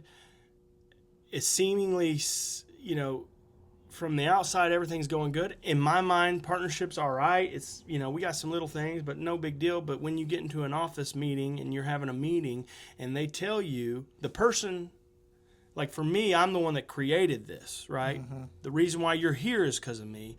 And you're going to tell me that you're going to move me out of the way, and we're going to turn this into more of a corporate world business and not what I've kind of built. Right. Well, you know, that's what happened. They brought me in. They said, hey, we're going to change some things. You're going to step aside. You're going to make the same amount of money. You know, that's it. You're going to make the same amount of money, but you're not going to be the CEO anymore, which I didn't give a shit about title. That doesn't matter to me. But you're not going to be that anymore. He is. I'm going to say his name, but he is. And I'll never forget, this is where you got to have balls in business, okay? You get that scenario happening, I don't care how nice I am. I tell you this right now, and everybody knows it because of what I've done. If you put me in a scenario where I'm going to make a quick decision, and it's going to be a life or death scenario, I will burn you down. Like, that is my goal, okay? And so when they told me that, I said, I'll tell you what, if you make that decision, I'll give you the business. You can have it all. And this is what I did. I said, you can have it all. I said, I don't care about the name. I don't care about your money. I don't care what we've built. I said, if you think that I can't do it all over again, I said, you are in luck today because I'm going to show you. And I said, if you make this call today, I said, I'm going to walk out of here and you won't see me again. I said, the only time you'll ever see me is when you're competing with me. I was like, and I'll be your biggest competitor because I know all the people you got as customers. They all call me. Guess whose cell phone they got? I said, because you know when you got a small business, especially in the type of business I got, I am not the cheapest. I'm speaking of today. I am not the cheapest. I am not the fastest. I don't communicate very well over text or phone. I'm the worst, okay? And if you know me, you know what I'm saying. You walk in my office, totally different experience you're going to have.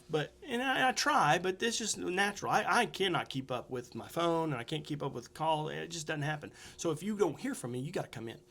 Anyways, and that's taken a long time to get to that point, but it wasn't ever, for me, it was never about the name. It was never about what you have or what business mind you think you have or any of that. It was always about, how do I make that customer feel with what they're buying from me? So, like, people think of it as a shirt, okay?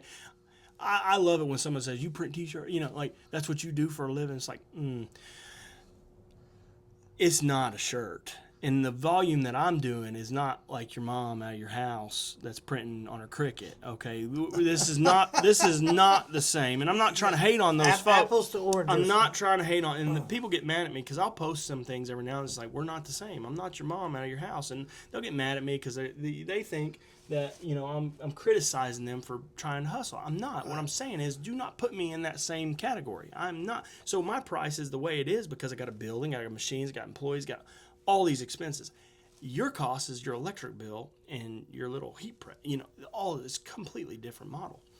But I think that, you know, no matter name, money, all that stuff doesn't matter because I you know, along the way, I created these weird personal connections, just like me and you. It's like you've went anywhere I've went. You know, wherever I was at, you just go find it there, and that's essentially what happened. So Fifth Quarter was built off of, you know, people ask all the time, like, why did you name it Fifth Quarter? Because it kind of sounds like like fifth quarter at church and stuff. Like that's what they think. And I'm like, well, yeah, that was a part of it. It was like, yeah, But the real meaning behind it was like, the game ain't over, baby. That's what I've always thought. The game ain't over. Yeah, we're in overtime. It was Let's go. for me, it was a shot to them, and I wasn't sure if I was going to make it, but I was like, I'm going to give it a shot. And it erected. I erected fifth quarter within 2 weeks. Really? Yeah, and I had nothing. Literally, when I said give it to them, I give them the business, and I said, good luck. About 6 months later, they closed their doors. And so, full circle for me, because I'm like, you asked for it and you got it, baby. Mm-hmm. That's what you wanted. And one of those particular partners, I will say, I hate it for him, because I think he was caught in a crossfire of something bigger than he even knew, and he lost a lot of money. Mm-hmm. And I have a little guilt there, but I also told them. I told them verbatim what I was going to do, and I give them every bit of the chance to not do what they were going to make that decision. And if they did, well, then this is what you're going to get. And I did what I told them I was going to do. And so I didn't feel that bad. I just, deep down, you're conscious when you like someone, you care about someone. That particular man, I cared about him. The other one I wouldn't piss on, But anyways, fast forward. Justin over here, Crawford, you can keep his name in, because he helped me get started in terms of, he gave me the space.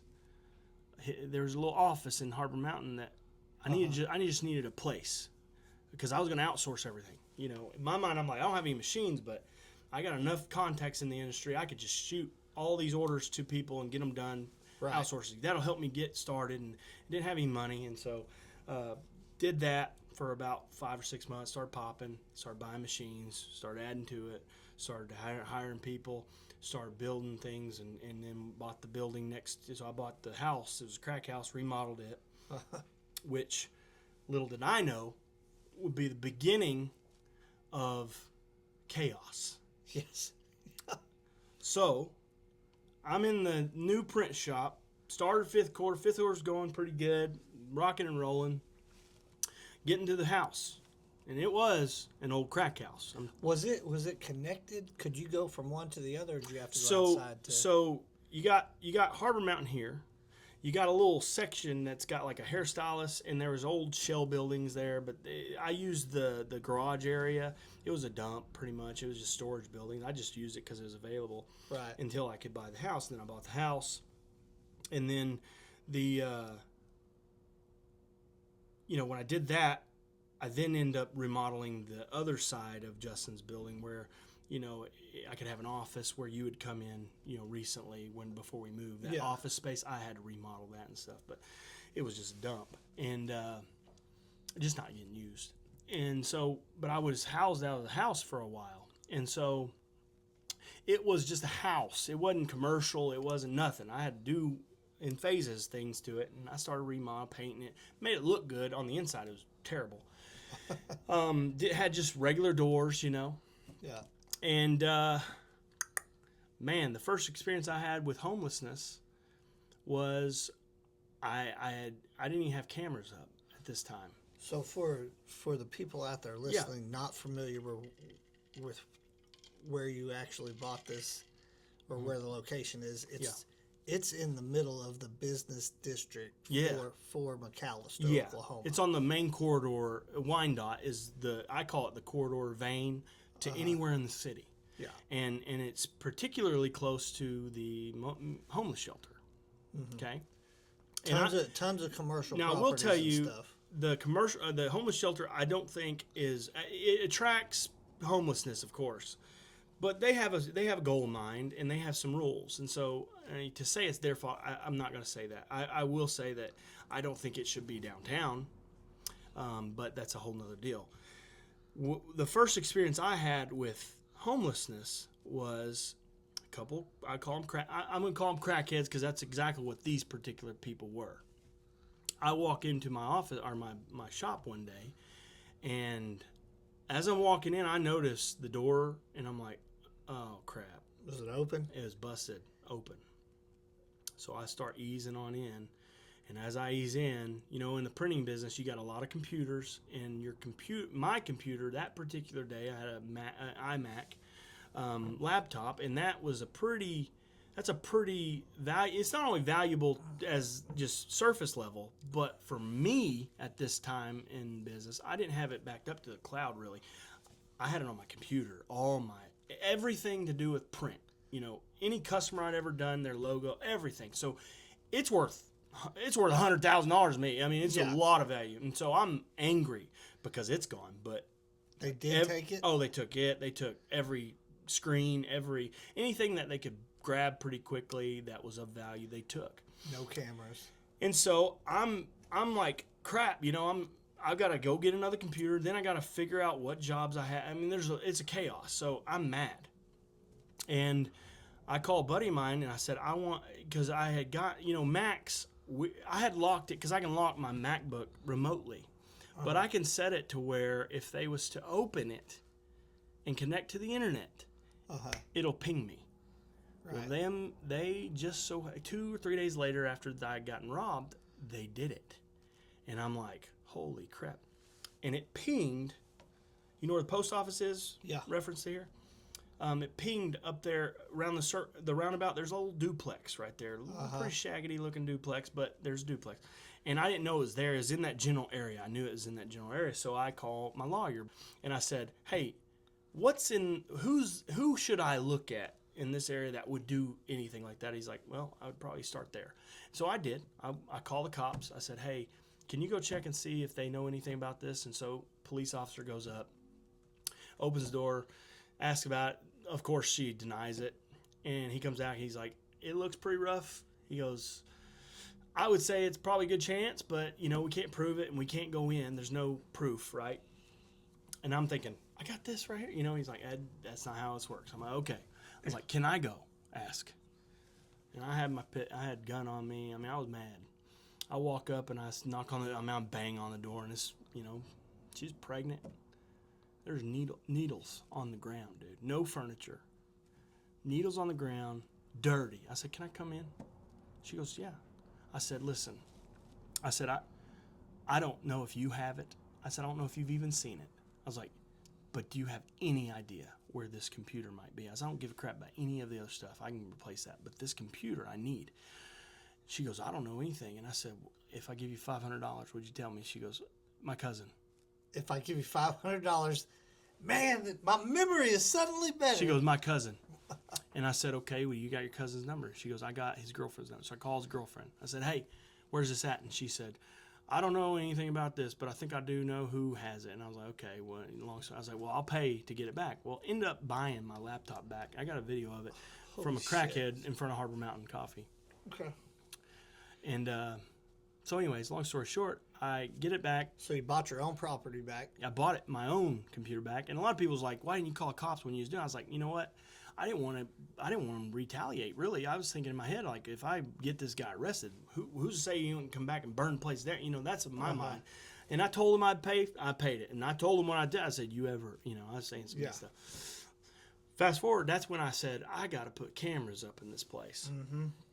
And then let me tell you, it was The Walking Dead when I started that.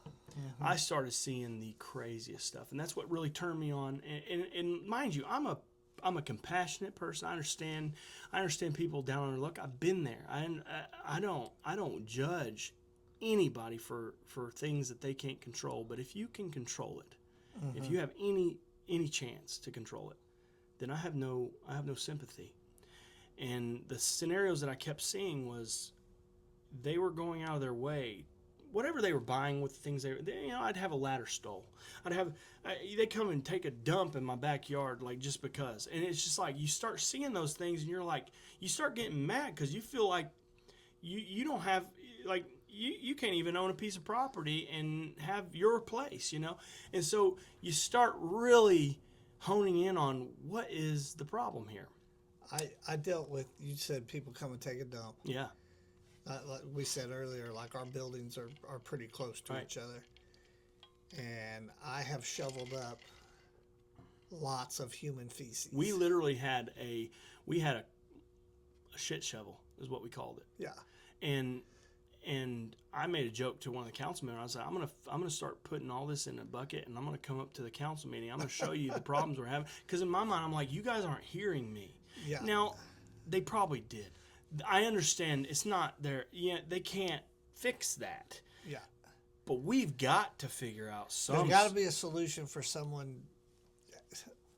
I don't know what the solution is. I don't either. Maybe porta potties, maybe we build. I don't know what we do. Yes. But I know, like, they cannot be shitting on my property. So when I'm trying to build something, and I bend down and I'm like, yeah, is that a cat turd or no? You don't know. You don't especially one time, someone had used the restroom and obviously didn't have any toilet paper. They just took their drawers off and wiped with their drawers, left it right there. Yeah. Oh, Nikki, which Nikki now, I hadn't touched on her.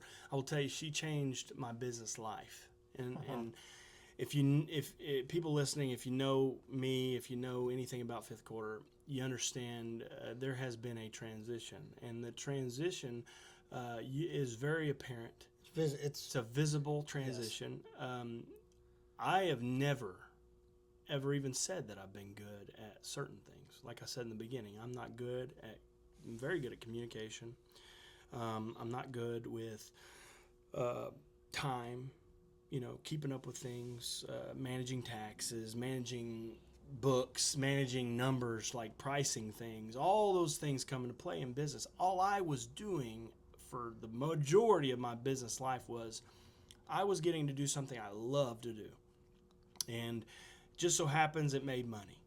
And I wasn't so big on I got to make a lot of money. I was just like, I say a lot of money. I wasn't so big on like I wanted to be stress-free of paying my bills and juggling jobs to like, I would rob Peter, pay Paul. I'll just say it. I would take your money and say, okay, you ordered today, but Johnny ordered yesterday or 2 weeks ago, and now I got to buy Johnny stuff with your money and then hope that somebody comes in and pays for your job. That's how I was handling business, and it worked. Super stressful. But it was super stressful.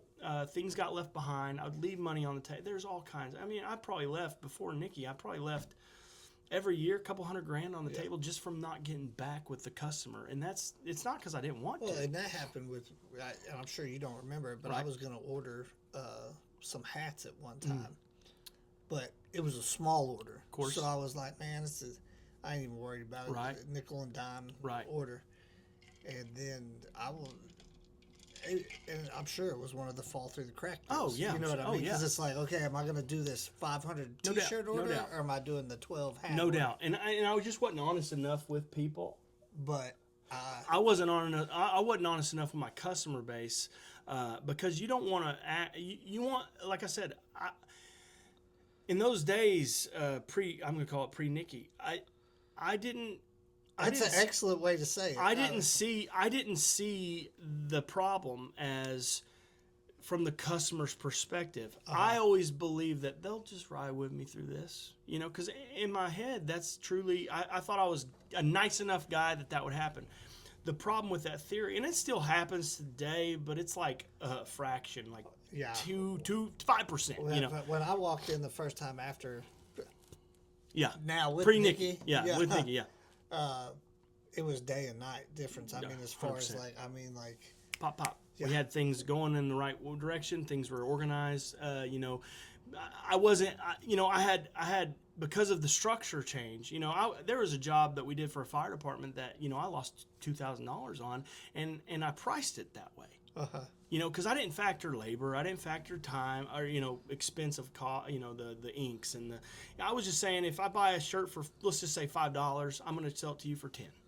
In my mind, I'm doubling my money. Well, that's not real. But you got to pay. Yeah, right. Utilities. By the end of that, I'm losing money, and so the first thing she was able to do was clearly see, because she had owned Subways before, and she had ran corporate Subway, and so she's been in business for 30 years doing hard level. She can't have been in business. She's only 22. Yeah. What are you talking about? You trying to get us killed? Crap, yeah, you're right. Nikki, I'm sorry. You said you were in business for 30 years. I won't put a number on it. Golly, man. Call her my work wife. Yeah. I almost said work wife. Yeah, just she's my work wife. She hates me. She said she wants a divorce when I said that last time. Shit. She's like, I won't keep the kids. Anyways, The funniest part is that, me and her, literally, we would sit there and go round for the first year. I would tell her, like, hey, you can't do this. Like, we would literally almost have like knock down, drag out fights because she's changing everything, and it was all needed. But it's like I didn't see it that way. Well, and you always want to resist change, too. Of course, and in my mind, I'm like, I know that. I always said this in the beginning. I'd say industry standard. It's laughable now, but it's like I would say that to try to convince her that what I was doing was right. I just needed a little tweaking. Which no, I need to scrap that way of doing business. Now I could do. You take the business out of it and talk about just the producing, the art, the things I was actually selling. I could do that all day. Product was always top notch that I got. Yes. When I got it, I was always happy with it. Yes. It wasn't that. And that's what, see, I'm so thankful for customers similar to you. It's like, how many times I've, like, and I don't want to call it burn, but like, someone put faith in me to do a project and like, I literally would either be overdue or like things would happen. And it's like, I'm just scratching my head and they would ride it out with me. They would, no matter what I would go through, they would stay the course. And I could tell you 500 customers like that. And today we probably have 2,000, 2,500 clients. And those things are only possible because we have our shit together. Mm-hmm. And on most days, things still happen, but most days we do have our crap together. And all of this, if you look at it now and you say, okay, because we've now expanded, we got a monster building's best thing we could ever ask for. You guys just moved like half a block? Half a block, probably. Yeah, we bought an old bank is what it was originally, but it's got a big warehouse on the back, and we're we got an automatic now, which never, it was always a dream, but you didn't see how it was possible because the way I was doing business, I wasn't making enough money to ever make that happen. So from your beginnings with the trophy shop, and the banker said, "No, that ain't it." You went back and you're like, I'm going to do T-shirts. Mm-hmm. What products do you guys actually do now? Shoot. So we have, I call them, they're departments. So we have a sign shop. We have a embroidery department. We have a screen printing T-shirt department. We also have, I call them the one-offs. Somebody walks in, they need one shirt. They can get one shirt. It's a premium, but we have a printer, bunch of money we spend on this printer, the direct to garment that'll print one at a time. It's direct to garment. Direct to it. So you load a shirt and press a button. Whatever you see on screen is going to be on that shirt. Okay. So it's really cool, but it's more of a premium product, more for boutiques, things like that. But we utilize it for because customers do want one shirt, and we don't want to be, we have clients that, they don't always want to order, 1,000 T-shirts. Right. We have the client. We print for like Lane Frost. We print for them. We print for the Choctaw Nation. We print for big cutting of base. All these big Tulsa Veterans Day Parade. We print that. We print all the way down to Texas. We're all over the place from McAllister. But if I was to say I could do that 4 years ago, I'll tell you a story. Big V Feeds one time. This is 6 years ago. Approached me, wanting me to do all their stuff, which I made it, That's a huge contract. And I walk in, I'm like, yeah, this is awesome, and I leave that place scared to death because I'm like, I don't know how I'm going to be able to fund this. Like, I got to buy all this stuff and I'm going to do it on PO. So, and most of my clients, you got to understand, someone walks in, the small businesses, we have, they don't have a credit app or anything. So they pay either half down or all of it, or, they pay something up front because we've learned our lesson. We'll get burned. Yeah, if you don't take some kind of deposit, it may not even show back up. Big customers, totally different story. We are literally a bank, in a sense. We fund it 30, 60, 90 days later, special in oil field, you're going to get your money, but by that time you got to fund a lot more stuff. So Big V would have been a similar deal. And so I totally ignored them and lost it. And that would have been a huge deal. Yeah. Fast forward to today, we print for Big V and we get it out like this. We fund it. We do all the things that we should have been doing back then, but we are able to now. And I can't thank Nikki enough for that. She is truly the reason, because she changed how I saw business. We stay in our lane. She just changed how I saw business, and she handles the things that I'm not good at, and she's very good at it, and I do what I'm very good at, and that works. And so I went from a partnership that just was total crap to now I couldn't see being in the print business without her, and I would hope she'd say the same thing. And we're close. I would call her my best friend today. And so all those things come together, and I could have given up 6 times, and I tell people that I don't get to explain that in a lot of ways, because a lot of times people just see the end result and they're like, oh, that's he made it or whatever, and it's just like, no, it wasn't that easy. Yeah, this is so much deeper. It takes a bunch. It's a lot more depth to it. And then in the end, all that being said, when you go down and you're at the new place, we got a ton of cameras. They 5 o'clock rolls around, you can bet popping off. Oh yeah. We have dumpster divers, we have things like that, and I don't know the answer. What I will say though is, when it comes to homelessness, I've had interactions with multiple people that are homeless because of the scenario I'm in downtown, and one in particular we helped. He was called a traveler, is what he called himself. He had a few dogs. We offered him dog food, and this is at our old location. We had a little breezeway that was covered, and it was raining and stuff. We was like, you know what? You're not the average, what we call the average homeless guy walking around. You don't plan to stay here. So I got to talk to him, learn a little bit about that, lifestyle, because he literally was a kid traveling cross country. He rode a train from St. Louis down to Texas. It was getting hot. He's coming back up, and he was okay with it. So we helped him out, but we also I learned some things. I learned that he was brought here. He got to Atoka. They brought him here. Really? Yeah. He goes to the police office. He says, hey, where's the closest, McAllister's got a homeless shelter. Well, he gets here. He got dogs. He can't go to the homeless shelter, so he's on the streets. Right. Doesn't have a lot of help. He told me he'd go to these camps, the homeless camps is what he called them. He said it scared me to death. That's why he was downtown. He's like, it scared me to death. He's like, they were offering me dope, all these crazy things. They was violent. And I'm like, really? He showed me pictures. It's a true camp. It is crazy. Oh, no. I think I've been to pretty much every big homeless camp there is around here.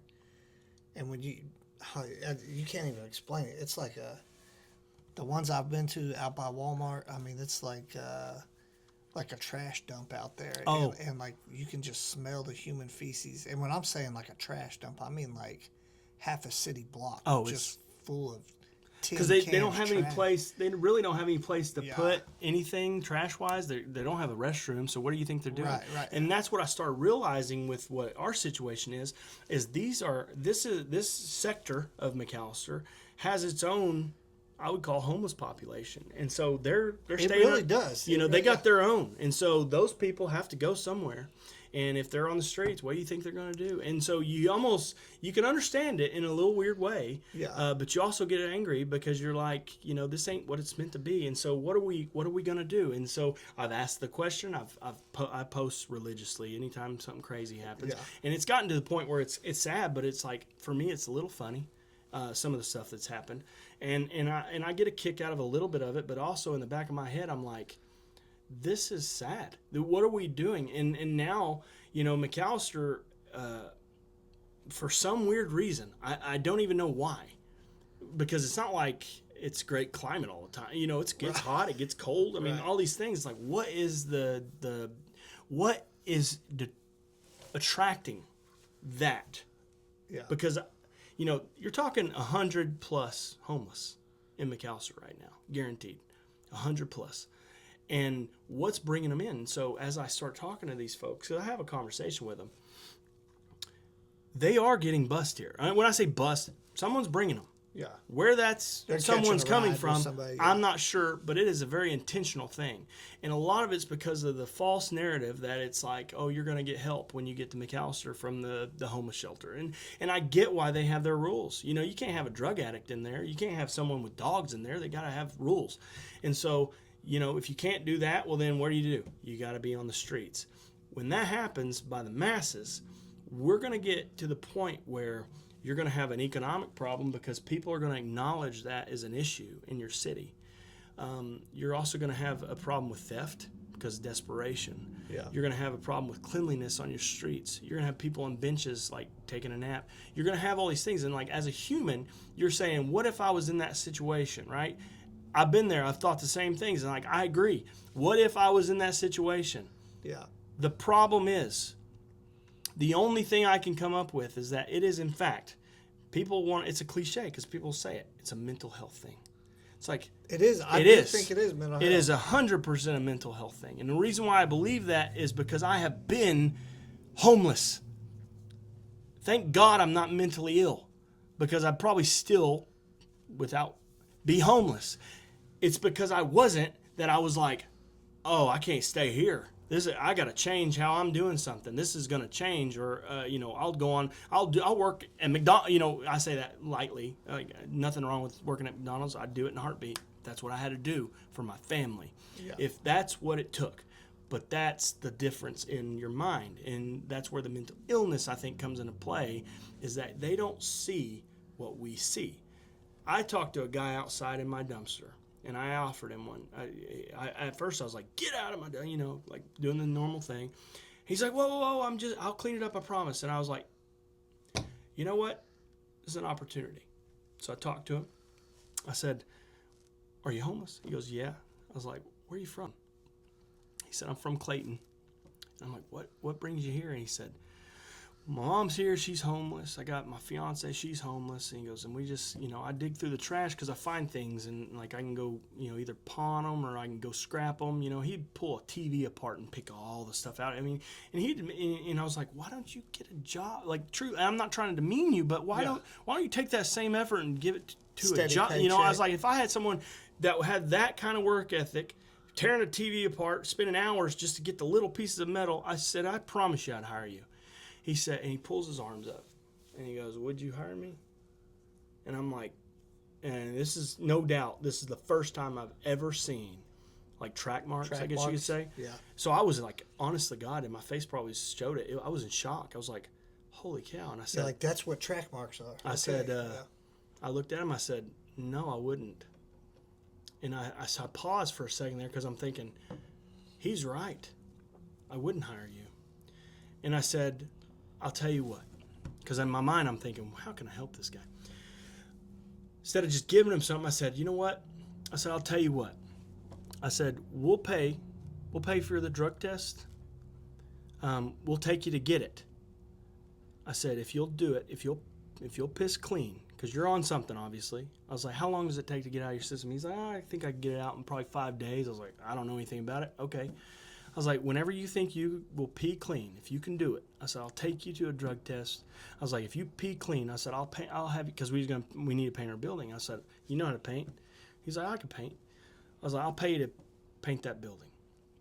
He's like, oh yeah, and he's pumped up. I'm like, sweet. Take him inside, give him an apple, give him some oatmeal, felt bad for the guy. A couple days later, he comes in. He's like, "Hey, man." He's like, "I'm still on." He's like, "I ain't taken a drug in 2 days." He's pumped. I'm like, "Awesome, dude, awesome." About a week goes by and I hadn't heard from him, so I'm thinking, I got his number because he had a cell phone. So I call him, and he answers like oddly because it was a weird number, I'm sure, on his part. He said something like, somebody's mule barn. He was making a joke. And I was like, "Hey, is this his name?" And I was like, he goes, "Yeah." I was like, "How's it going?" And this is Caleb. Told him who it was. He's like, "Well, man." He goes, "Man, I'll be honest with you. I fell off the wagon." I was like, "Well, the offer's still on the table. If you want to get clean," I said, "I still need a building painted." And it let me down, but I was like, it's got to be hard. It's got to be hard on them because he told me the reason. They want to quit, but they just can't get away from that. I don't know. I've never been addicted to drugs. What he told me, like, and it's honestly made the most sense. Honest to God, I could understand it. He told me, because I said, "Why don't you just?" I said, "That's the one thing that's holding you up." I said, "I'd hire you today if you didn't have a drug problem." I said, "Why don't you just stop it?" He goes, "This is the one thing that I have to look forward to." Yeah.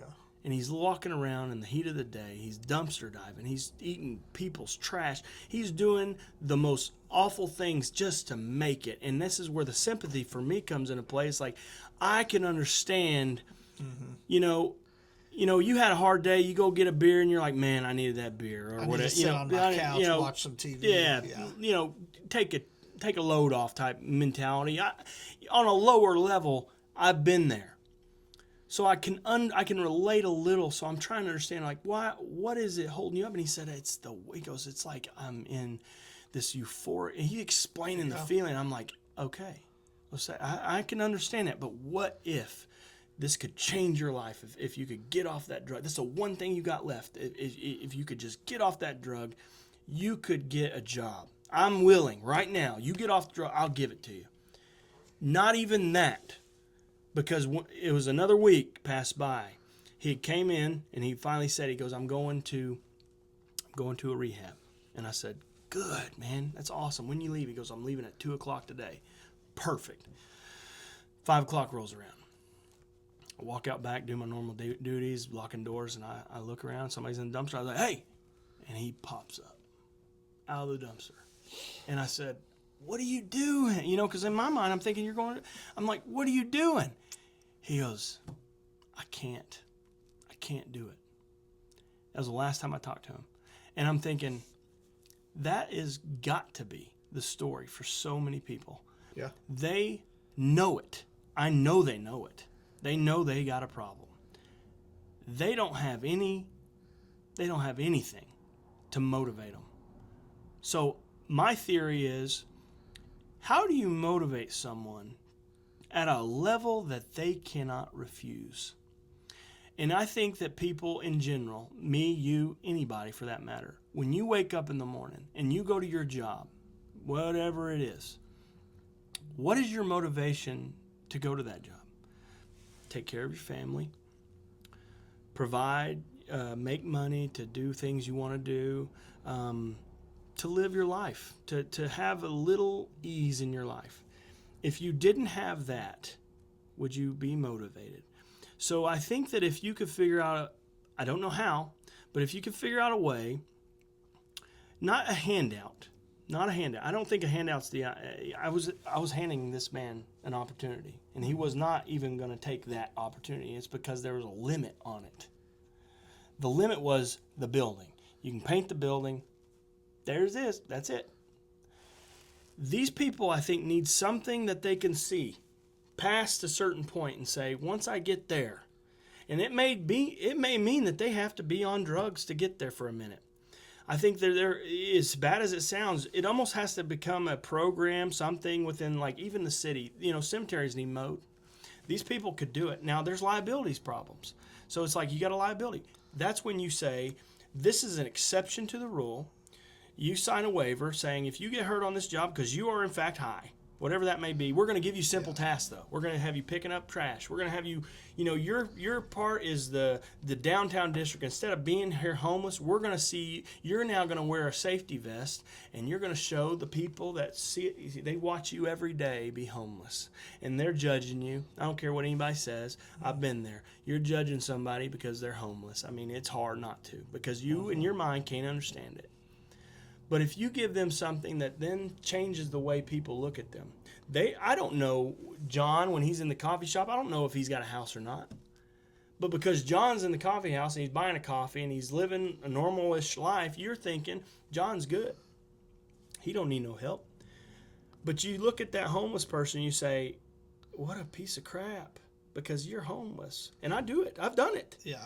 You say, you could do this, if you would just do these things, you could be unhomeless. I don't think so. I think it's totally different. I think you look at that and you say, how do I create something that they can look forward to? And I don't know what that looking forward to is. Yeah.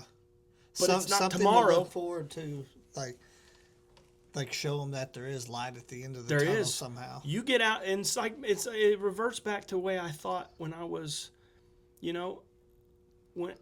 when I, like, the business failure, the business change in hand, I partnered, and then I had a failure moment, and then I had to think, okay, how do I get out of it? I wasn't stuck on that day. I was like, okay, I'm going to get there, but it's going to take some time. But I have that already in me. It's like, how do you train that? How do you make someone truly look forward to where they're going? Yeah, you're gonna have to battle the addiction part too, because you know what I mean. Like I truly do think that is probably the issue. Is that once you're addicted, I mean, shit, man. It's got its hold on you. Yeah, and you know, I've known people before that were addicted, and when they were high, if they were alert and oriented, if they were high and they were functional, good people, good people. Yeah. But there's that fine line between I'm not functional and I'm asleep. Yeah, and it's like, what you know, it's hard for me to even believe that you can even go out on a corner and get drugs. You know, in my simple mind, it's like, where do you even go? You know, but it's like, why don't we go after those things? And it's like, if I could, if this person we know has an addiction problem, without just completely obliterating his rights, could you not figure out, like, police, you know, detective, whatever, it's like, could you not figure out where he's sourced at? And it maybe changes, but I'm just saying, like, you create a problem, or you fix the root, and that's the beginning part of it. And because if they can't get it, do they make it? Right. But they're homeless. They ain't making no I don't think they're making crack or whatever it is that they're getting. You know, it's like, they're not making it. Yeah. They're buying it with the things that whether they barter it or they do weird stuff, whatever it is that they get their hands on it. How do they get their hands on it? And it's like, you solve that problem, but then you got these people, like this guy would have went into what's it called? Detox. Where you go, Yeah. you're freaking out, you're having all these problems going on, like you might die literally if you don't do it and right. the problem is, like with that guy, like, so you arrest him, he goes to county jail, maybe he bonds out, it depends, but it just starts that cycle again, because then he's still gonna be homeless when he gets out on the street. Oh, now he's got court costs to pay. It's just such it's like, really, what? And like, it's a real thought that I have. I went as far as say, it's like, if they're busting in, why don't we just bust them out? But it's like, that's not realistic, because if you do that, then you're causing a problem somewhere else. the problem we're getting will be Someone else's problem. So is that really fixing it? It's not. It's fixing our issue, maybe. And I've had multiple people be like, I donate to that. You know what I mean? Like bus tickets, we priced them. It's like, those all sound good. It's like, I'm all in favor of anything that could solve this problem, but I don't think that does it. I think we've got to really think about who is our neighbor. Okay. I don't agree with you. I don't think like you. I'm not you at all, but I can have a little compassion for you. And if I could just look you in the eye like I did that guy in the dumpster, and I could have a genuine conversation with it, I promise I can get deeper into your head and figure out what makes you tick a little. And at that point, maybe you could decipher it out. But, you know, even this Compassion 365, all these things, it's like, these all sound good in my head. Like, I think it's, you know, it's potentially a good thing. But I'm not so sure we're not enabling these folks to just stay in that spot. Yeah. You know, in my opinion, when you give, and I could be wrong because I've never been like at that level, but I'm just thinking, if you give and give and give, and the only thing that they have to worry about at that point is where they're sleeping, that's nothing to them. Yeah. They'll sleep anywhere. But if they had to worry about where they're going to get their next meal, and they had stipulations, if they had to worry about where they're going to get, as bad as it sounds, water, all these seriously important things to their survival, and they couldn't be on this level, as bad as it sounds, it's like you cut that off to where it's not freely accessible. I don't know if that's the right answer. I'm just saying, like, it's a real thought that I've had. It's like, you know, it's to me, they gotta have the motivation, like you said earlier. Like, they gotta have the motivation to want to get off the street, and I think that's probably like addiction too. Like, they go hand in hand, homelessness and addiction, but they ain't ready till they're ready. Yeah. Because I think once you're truly ready, and you're ready to get off the dope, or you have the avenue to get off the dope, then you can actually stay in the shelter. Yeah. Because now you're going to be clean. But it's such a complicated problem with Yeah, because I mean, the shelter's hands are tied too. Yeah. If you yeah. think about I it. can't tell you how many times I've sat right here and had the curtains back, and it's like you were saying, the zombie show. I mean, Walking like Dead, bro. when it gets about dusk, it turns in 5 o'clock rolls around, dude. I'm telling you, 5 o'clock. My cameras. I got 400 notifications in 2 days, It's crazy, like because I and not all of them. I will tell you this without a doubt in my head. Not all of them are just homeless. I've seen people that have a vehicle and they're doing some shady stuff. Oh, yeah. So it's not just the homeless. oh no yeah This is a problem with we have let our city streets, in my opinion. It's not I don't think it's the police's problem fault. I think if they could, they would. Their hands are tied in a lot of ways. They can't just do what they used to do, and you just can't take somebody to jail now with if they got some drugs on them. There's a little fine line there, and it's like I understand that. It's like but if their intent on my property is to rob me, well, do we have something? Well, did they rob you? No. Okay. Well, Yeah. but they were here to do that. I just caught them. It's like I don't. I just my mind can't wrap itself around it. It's because it's like it's not just homeless. It's like it's a wave of just crazy. and I do think the unhoused or the homeless, I think they get blamed for a lot of stuff I agree. too. I agree. Because a lot of the people you see riding around Bicycles. on these bicycles and backpacks and shit, They got a place to go. they're going somewhere. Yeah, they are. They're living somewhere. Yep. But the guy that doesn't have any place to go, that's sleeping outside of my building, he's going to get blamed for That's a a lot. great point. I had one time I was fixing some windows,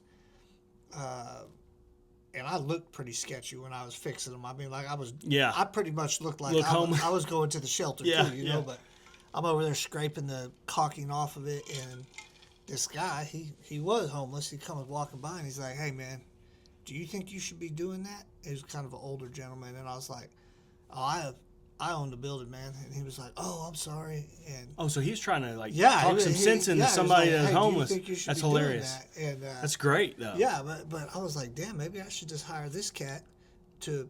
He could just be homeless at my building, like not inside but outside, and it'd be my security. That truly goes hand in hand with like your fence, okay? And so it's like, like we was talking about earlier.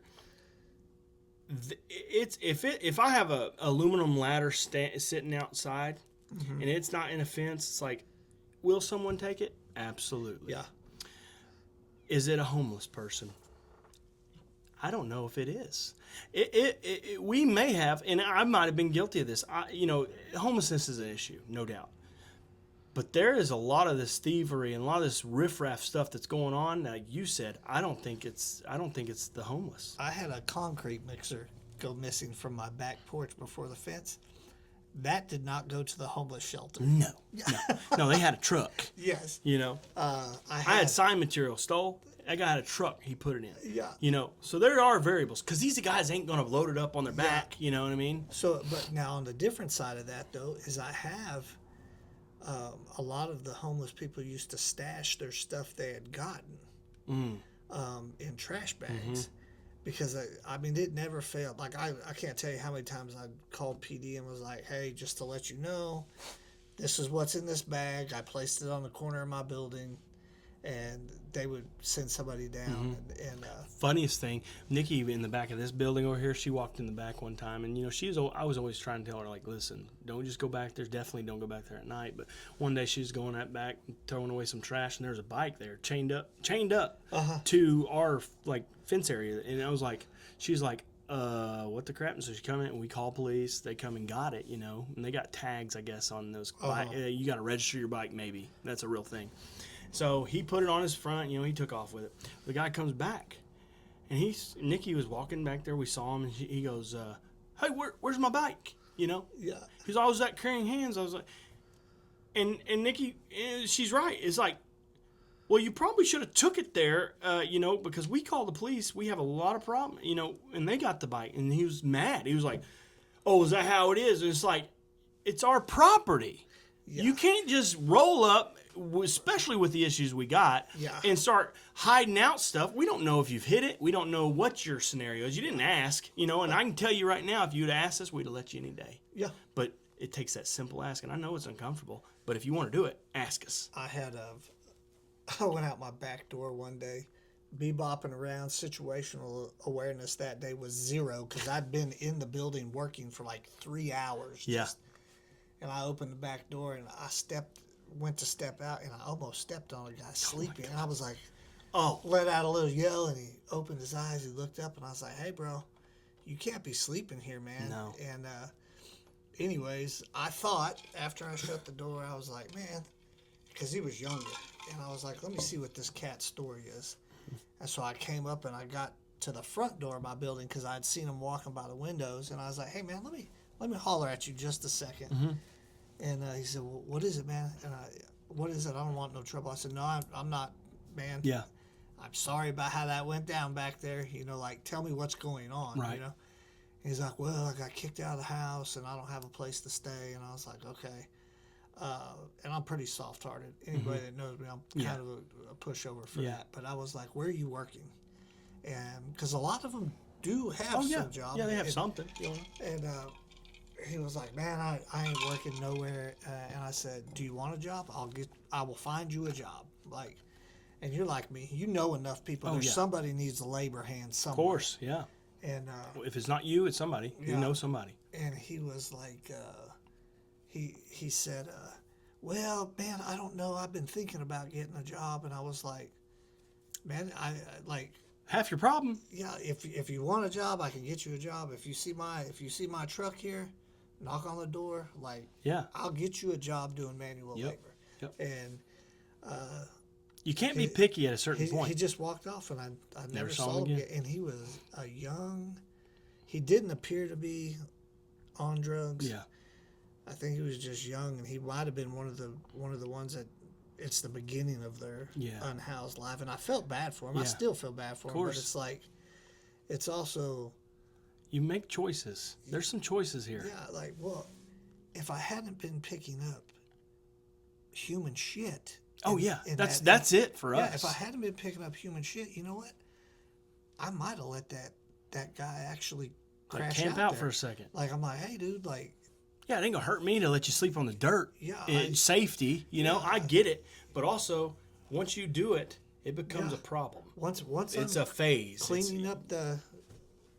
That traveler I was telling you about. I don't shit in the floor. You don't shit in my floor. That traveler I was telling you about, he stayed at our place for 2 weeks. Really? And I was to the point where I was like, okay. I mean, he was cooking. He was doing it. He was fine. You know, it kind of felt, he was cooking. He was doing stuff. And he was just like, you're like, okay, when you going to leave? You know, because you don't obviously want that to be a normal thing to do. But, like, in a sense, you know, you didn't want to tell them. But you're like, hey, you're just trying to figure it out. And you don't want the other people seeing that, That's right. They're letting. That's right. I didn't want to do that. I know you saw this guy, but he was in front of my building several different times, and then I got him banned from the building. Is he tall, lanky? He only got one leg. Oh, I hadn't seen He's got a wheelchair, but he I don't know if I've seen this one. spreads his spread out everywhere. I mean, the whole entire front of my building had Tupperware. He's living. Stuff everywhere. He's living there. And so some of the boys called me, and they're like, hey, there's definitely someone living in front of your building. And I was like, so I made a phone call. I was like, I need this guy to go down there. And so they came down, banned him. Did he clean his stuff up? Not really. No. Yeah. What he wanted to leave, he left. But that same cat is the same guy who, at the Henrietta Cloverleaf, he was living there. Wow. And I can always remember, because I'm in that highway all the time. Mm-hmm. And I would see him, and he would go to Quick Trip. And I recognized him. And he had got a ride down here. It's like... Yeah, he made his way here. And so you have to ask your question, like the question of, like, what is it? Yeah. What is it that's attracting people to this spot for that purpose? And it's like, is it something we're doing as a community? I don't think so. But it's like, what's so great? I mean, I love McAllister. Don't get me wrong. But like, in that situation, what is so great? Because I don't think the majority of people are not happy about it. No. But nobody, and I'm probably the victim, or not the victim, but I'm a little, you know.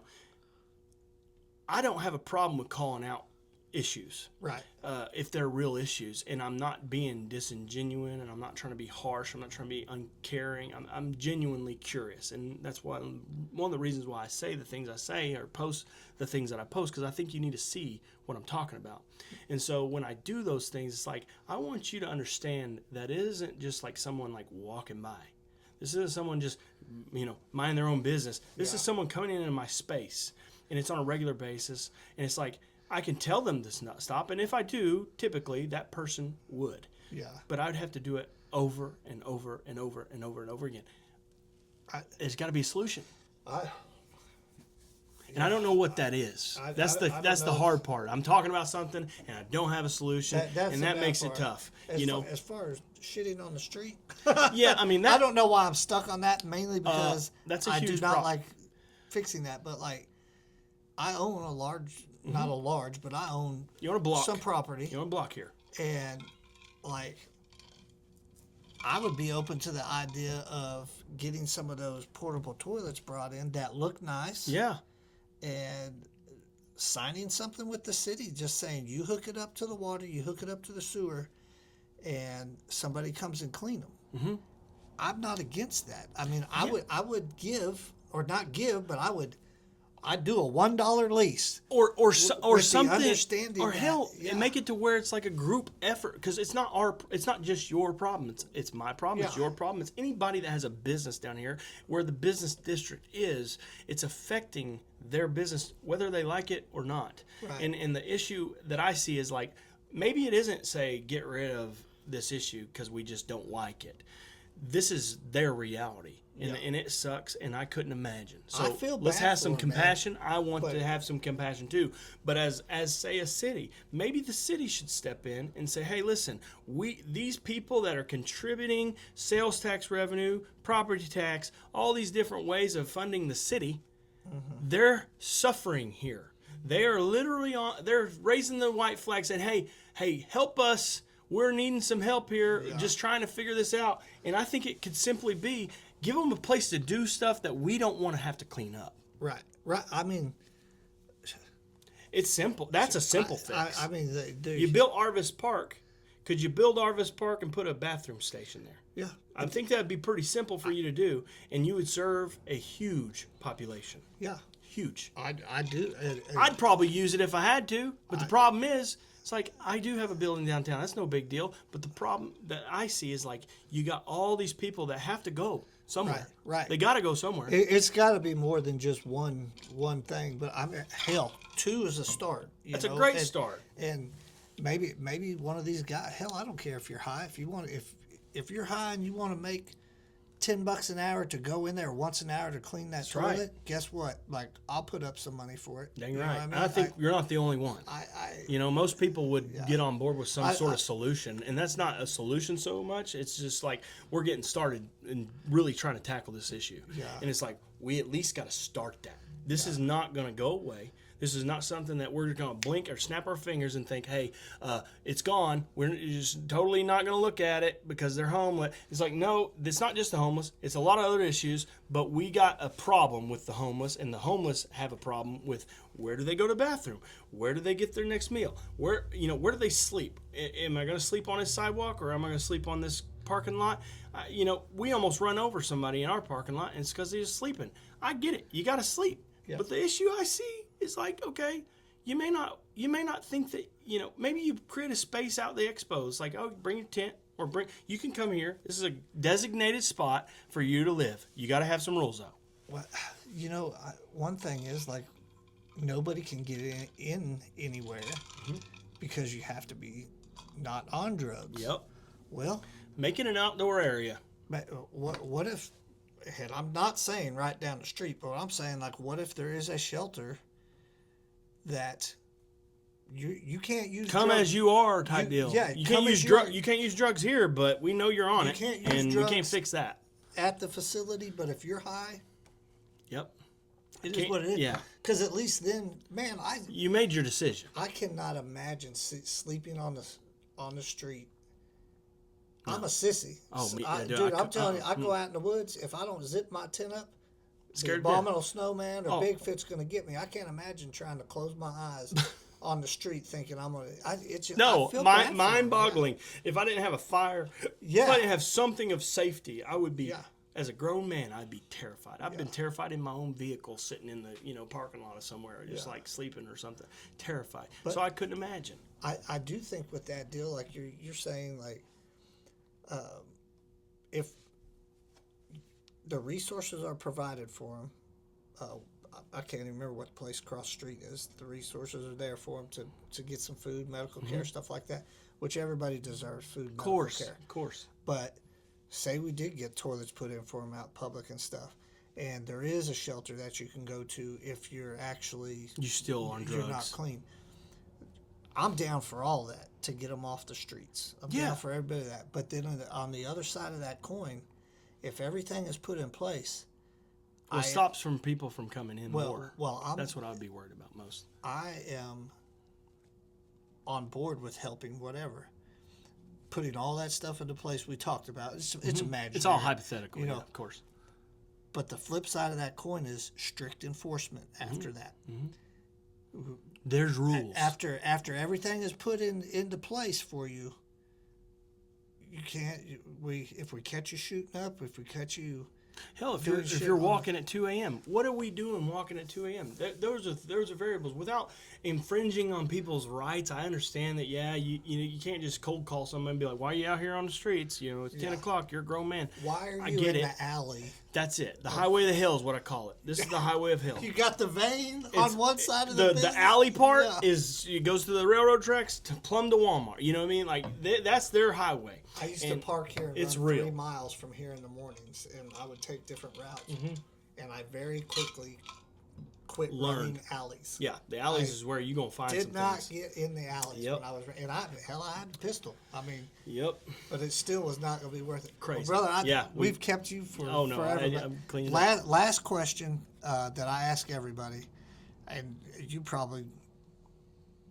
you did some shit at 19. So, but what would you, thinking back to everything, would you tell 19-year-old Caleb? Shoo, that's tough actually.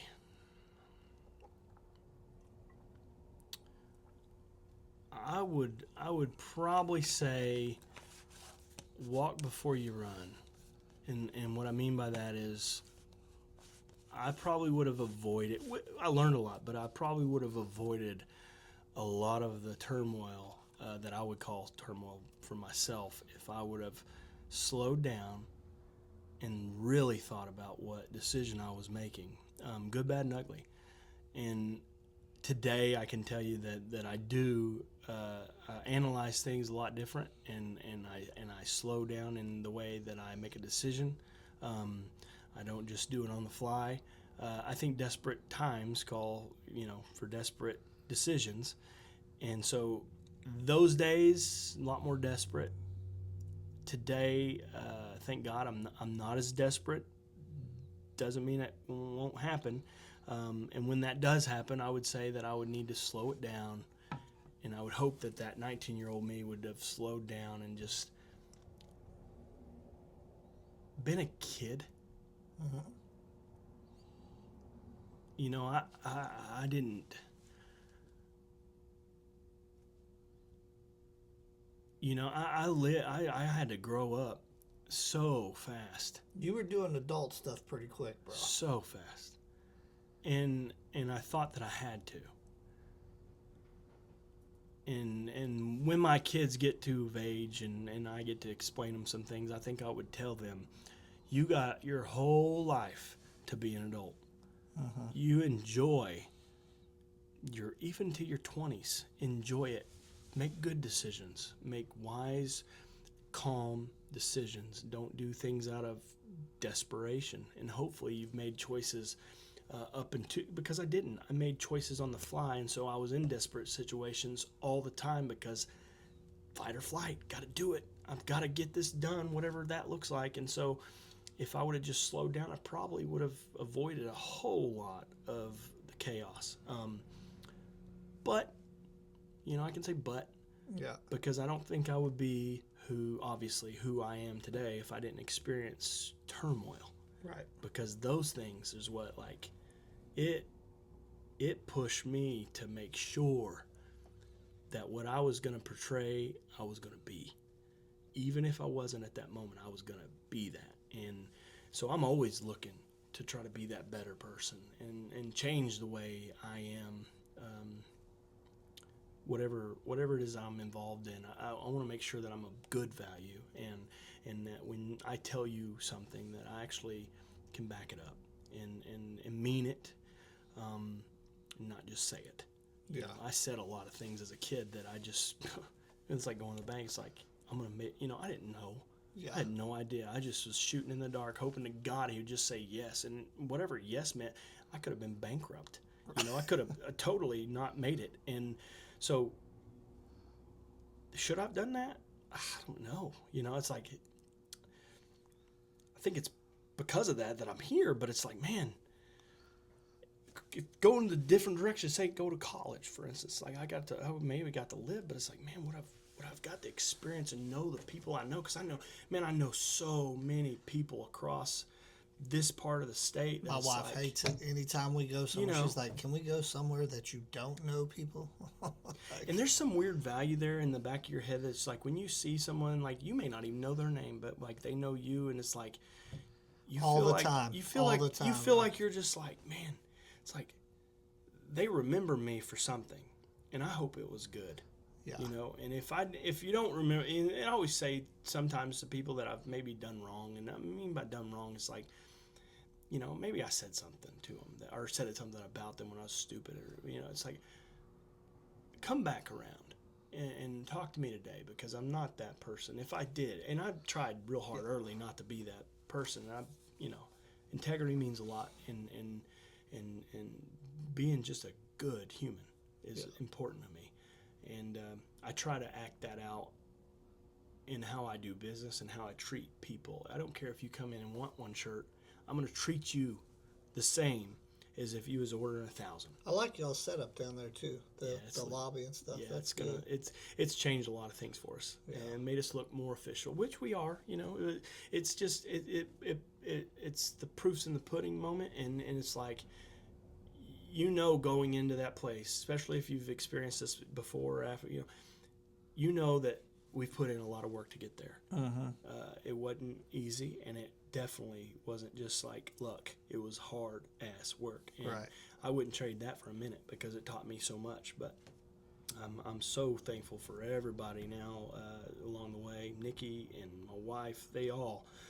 Before Nikki, I was working 2 a.m., 3 a.m. every single night. Had 2 locations. I mean, it looked great, but I was just beating myself to death, not making near the money that I needed to. And my wife, I'll never be able to thank her enough. She would always, whatever you think. It may not make sense to anybody, and right. It's for sure to her, because she's like, this is not gonna go. But she never. I don't think she was ever afraid. At least she didn't act like it to me. She never made me feel like what decision I was making was going to put us in a bind or a she jeopardy. was terrified. I promise you. Guarantee she was terrified. Guarantee. But that's my wife. I know sometimes she's like, "What the hell?" She can look back now today and be like, "Oh my gosh, you did what you said." And she probably didn't believe it was going to happen. Right. She's like, what you said was going to happen. I didn't believe it, and truly, maybe I didn't believe it, but it's like, I would work as hard as I needed to do to get there. It's a hustle, man. Yeah. So, brother, appreciate you. I appreciate you coming up the street. Yeah. That was a whole lot of long walk.